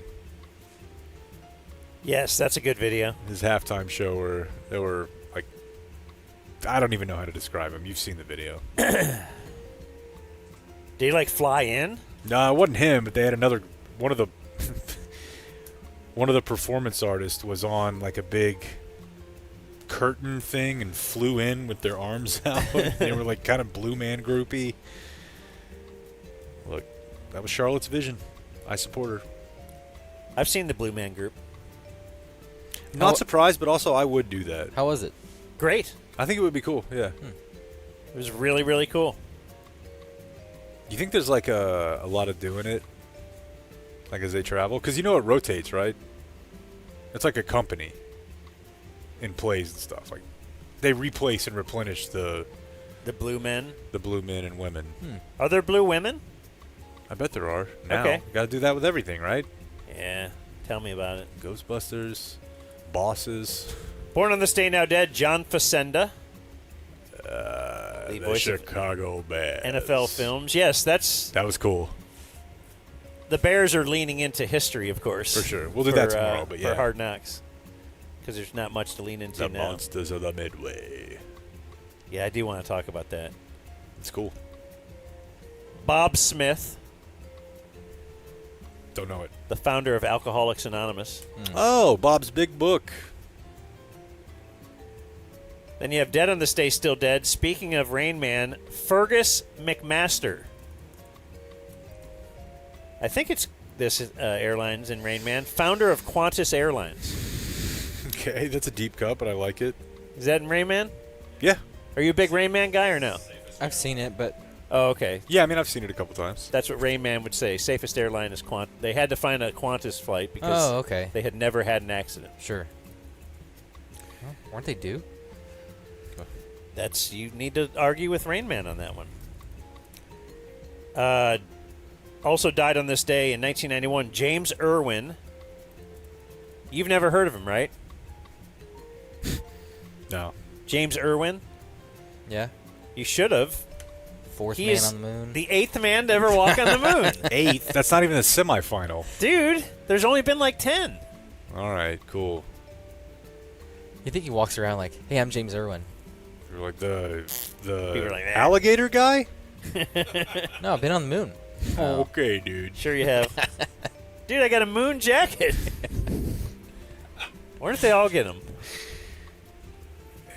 If they don't, they probably get them custom made. You'd have to think.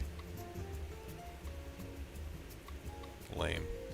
Hey, tomorrow, can you guys remind me to talk about those people? Because what people? Dan brought it up the other day, and we haven't done it.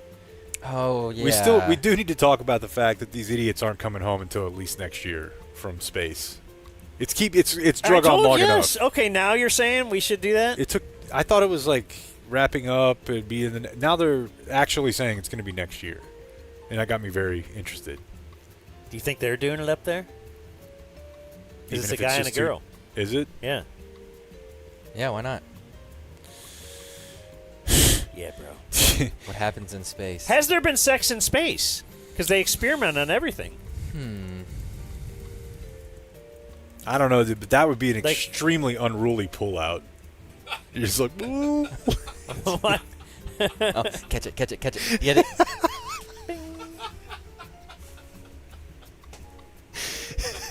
Put it back. Put it back in.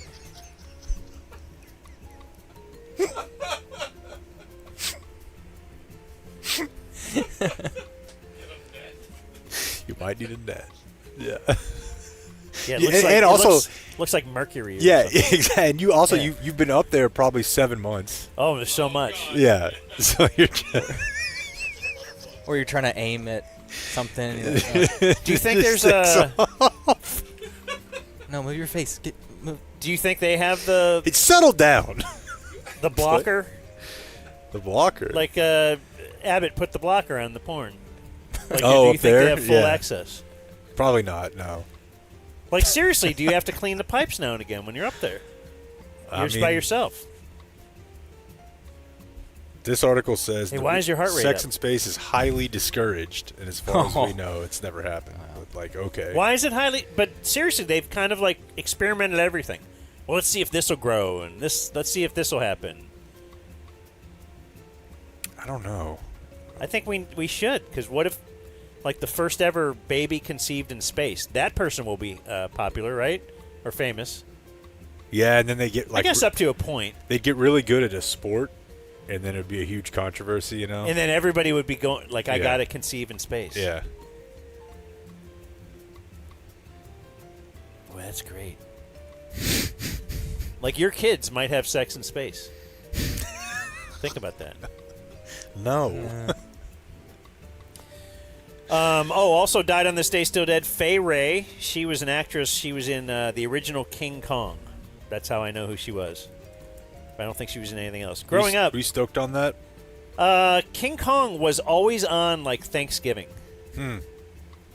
Like, you know, when there was not very many TV channels, that would just be one of the things that was always on, and so we'd watch it every year at Thanksgiving. And now we watch Human Centipede. That's right. 3. John H. Johnson died on this day. He's the founder of Ebony and Jet magazines. So he's kind of a one-trick pony if you think about it. Bobby Bowden. Kind of a sleazeball who skated on it forever. Well, what about every college coach of that era? Right? Yeah, but I mean, they're not all as bad as him. What did he do? I just remember him being. First of all, I think he was pretty close with Paterno. Okay. Guilt by association there, but he was always being It felt like he was always being investigated for this or that. Same with Jimmy in Miami. They investigate you for what? Investigating me for what? Investigate for what? And Olivia Newton-John. Ooh, Grease. Ugh. Ooh, Grease. That's right. Sandy. That's right, Blake. I was trying to kill more time to get us to McCarthy. History. Because it's now 3:08. Are we still live streaming? Yeah. We did it. Video Man did it. Video Man did it. Yeah, we wanted to experiment just to see if we could. Oh, and it looks like McCarthy's coming up now. Football. So, let's take a listen. All righty. All right, good afternoon. Hey, good afternoon to you, Coach. For those of us that are joining from LA, just our process, slide you down. Let us know who you are and what platform you're with, and I'll call on you. Okay? Thank you. You got it, Tab. David?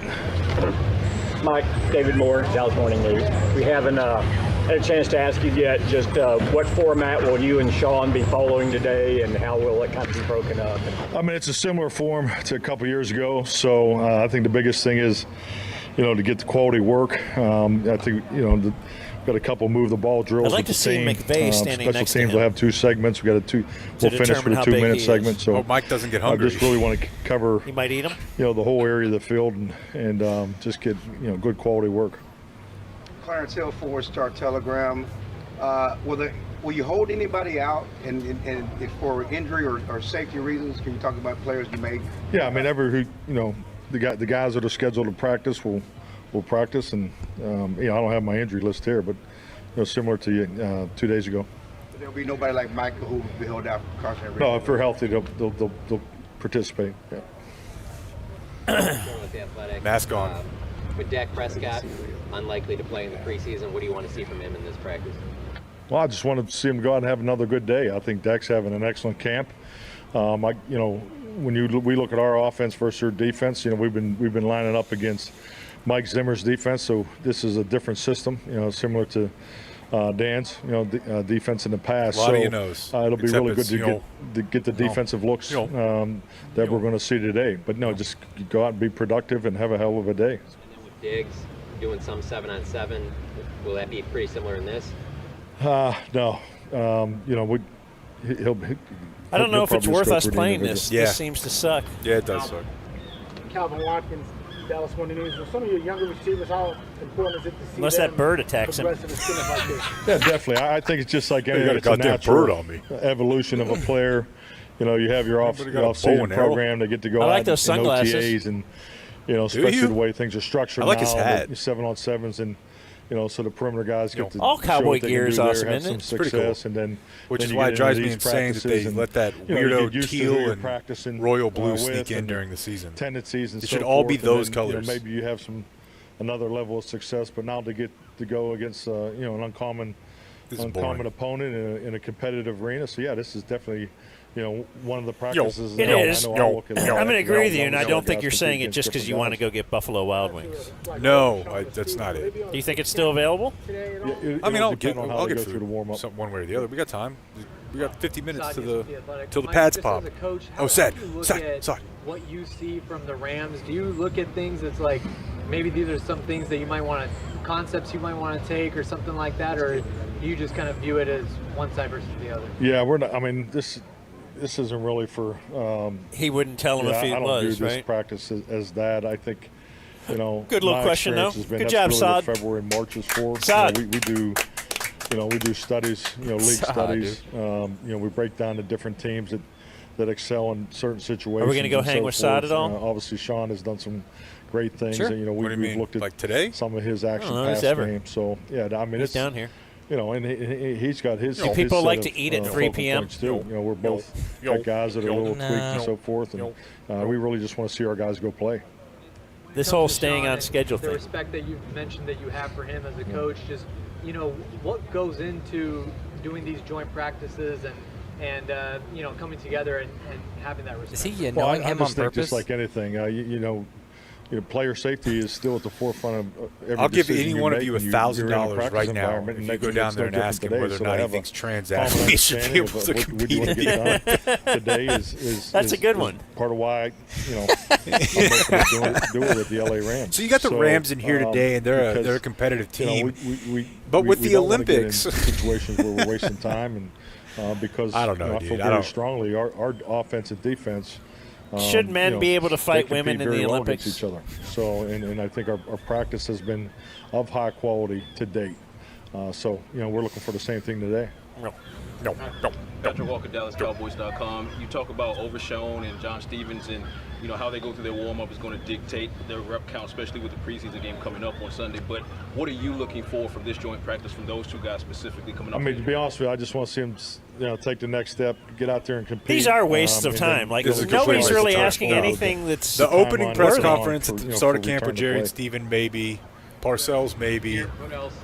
Lucky Whitehead gets cut, maybe. But outside of this, But pregame stuff always sucks. Yeah, this is like a postgame press conference, maybe. I want to apologize to everyone. I would say like I had just seen all this stuff that's happened, and now I'm going to ask you about it. Yeah. You're going to explain this and that, but now you're like conjecture on what might happen. Work that you're able to get done outside and now of pads with the perimeter. It's kind of like also this little. Running the football, the pass protection. It's not a D-measuring contest, but it is like during the first special teams drill. So you got to think Calvin Watkins, his boss, got to be there. But here's that Clarence Hill asked a question. So if he doesn't hear Calvin ask a question after that, where were you? Well, were you there even? Yeah. Well, yeah, but actually, somebody else asked my question. I think number one. Leaving Dallas, the weather. Do you want to just bail because it sucks? The training, yeah, kind of. Is we have no limitations. All right. We're well, not, we forgot to play today. Let's play something better to end. Let's play this. Already, DeMarcus Ware and Miles Austin. They've been out with hamstring strains. Both of them said yesterday, we're good to go. So you can plan on both of those guys being ready to go against the New York Giants. Now, a couple guys that won't in preseason game number 4. The Dallas Cowboys presentation. Where did I have this? Get ready for Cowboys Dolphins here on Dallas Cowboys. The Dallas Cowboys presentation. I mean, you could pick any one. They're all pretty good. On Dallas Cowboys. Welcome to City. All right. Well, sorry that McCarthy thing sucked. Well, we know not to do it anymore. Trying. Yeah, Whatever, we had to bro. just try something. Whatever. Yeah, sorry, honey. I know it hurt, but it was my birthday. We want to try. Adios, mofo. We gotta go before this becomes a zoo. Thank you for watching my video. Subscribe and type for my name if you want to watch more of my videos.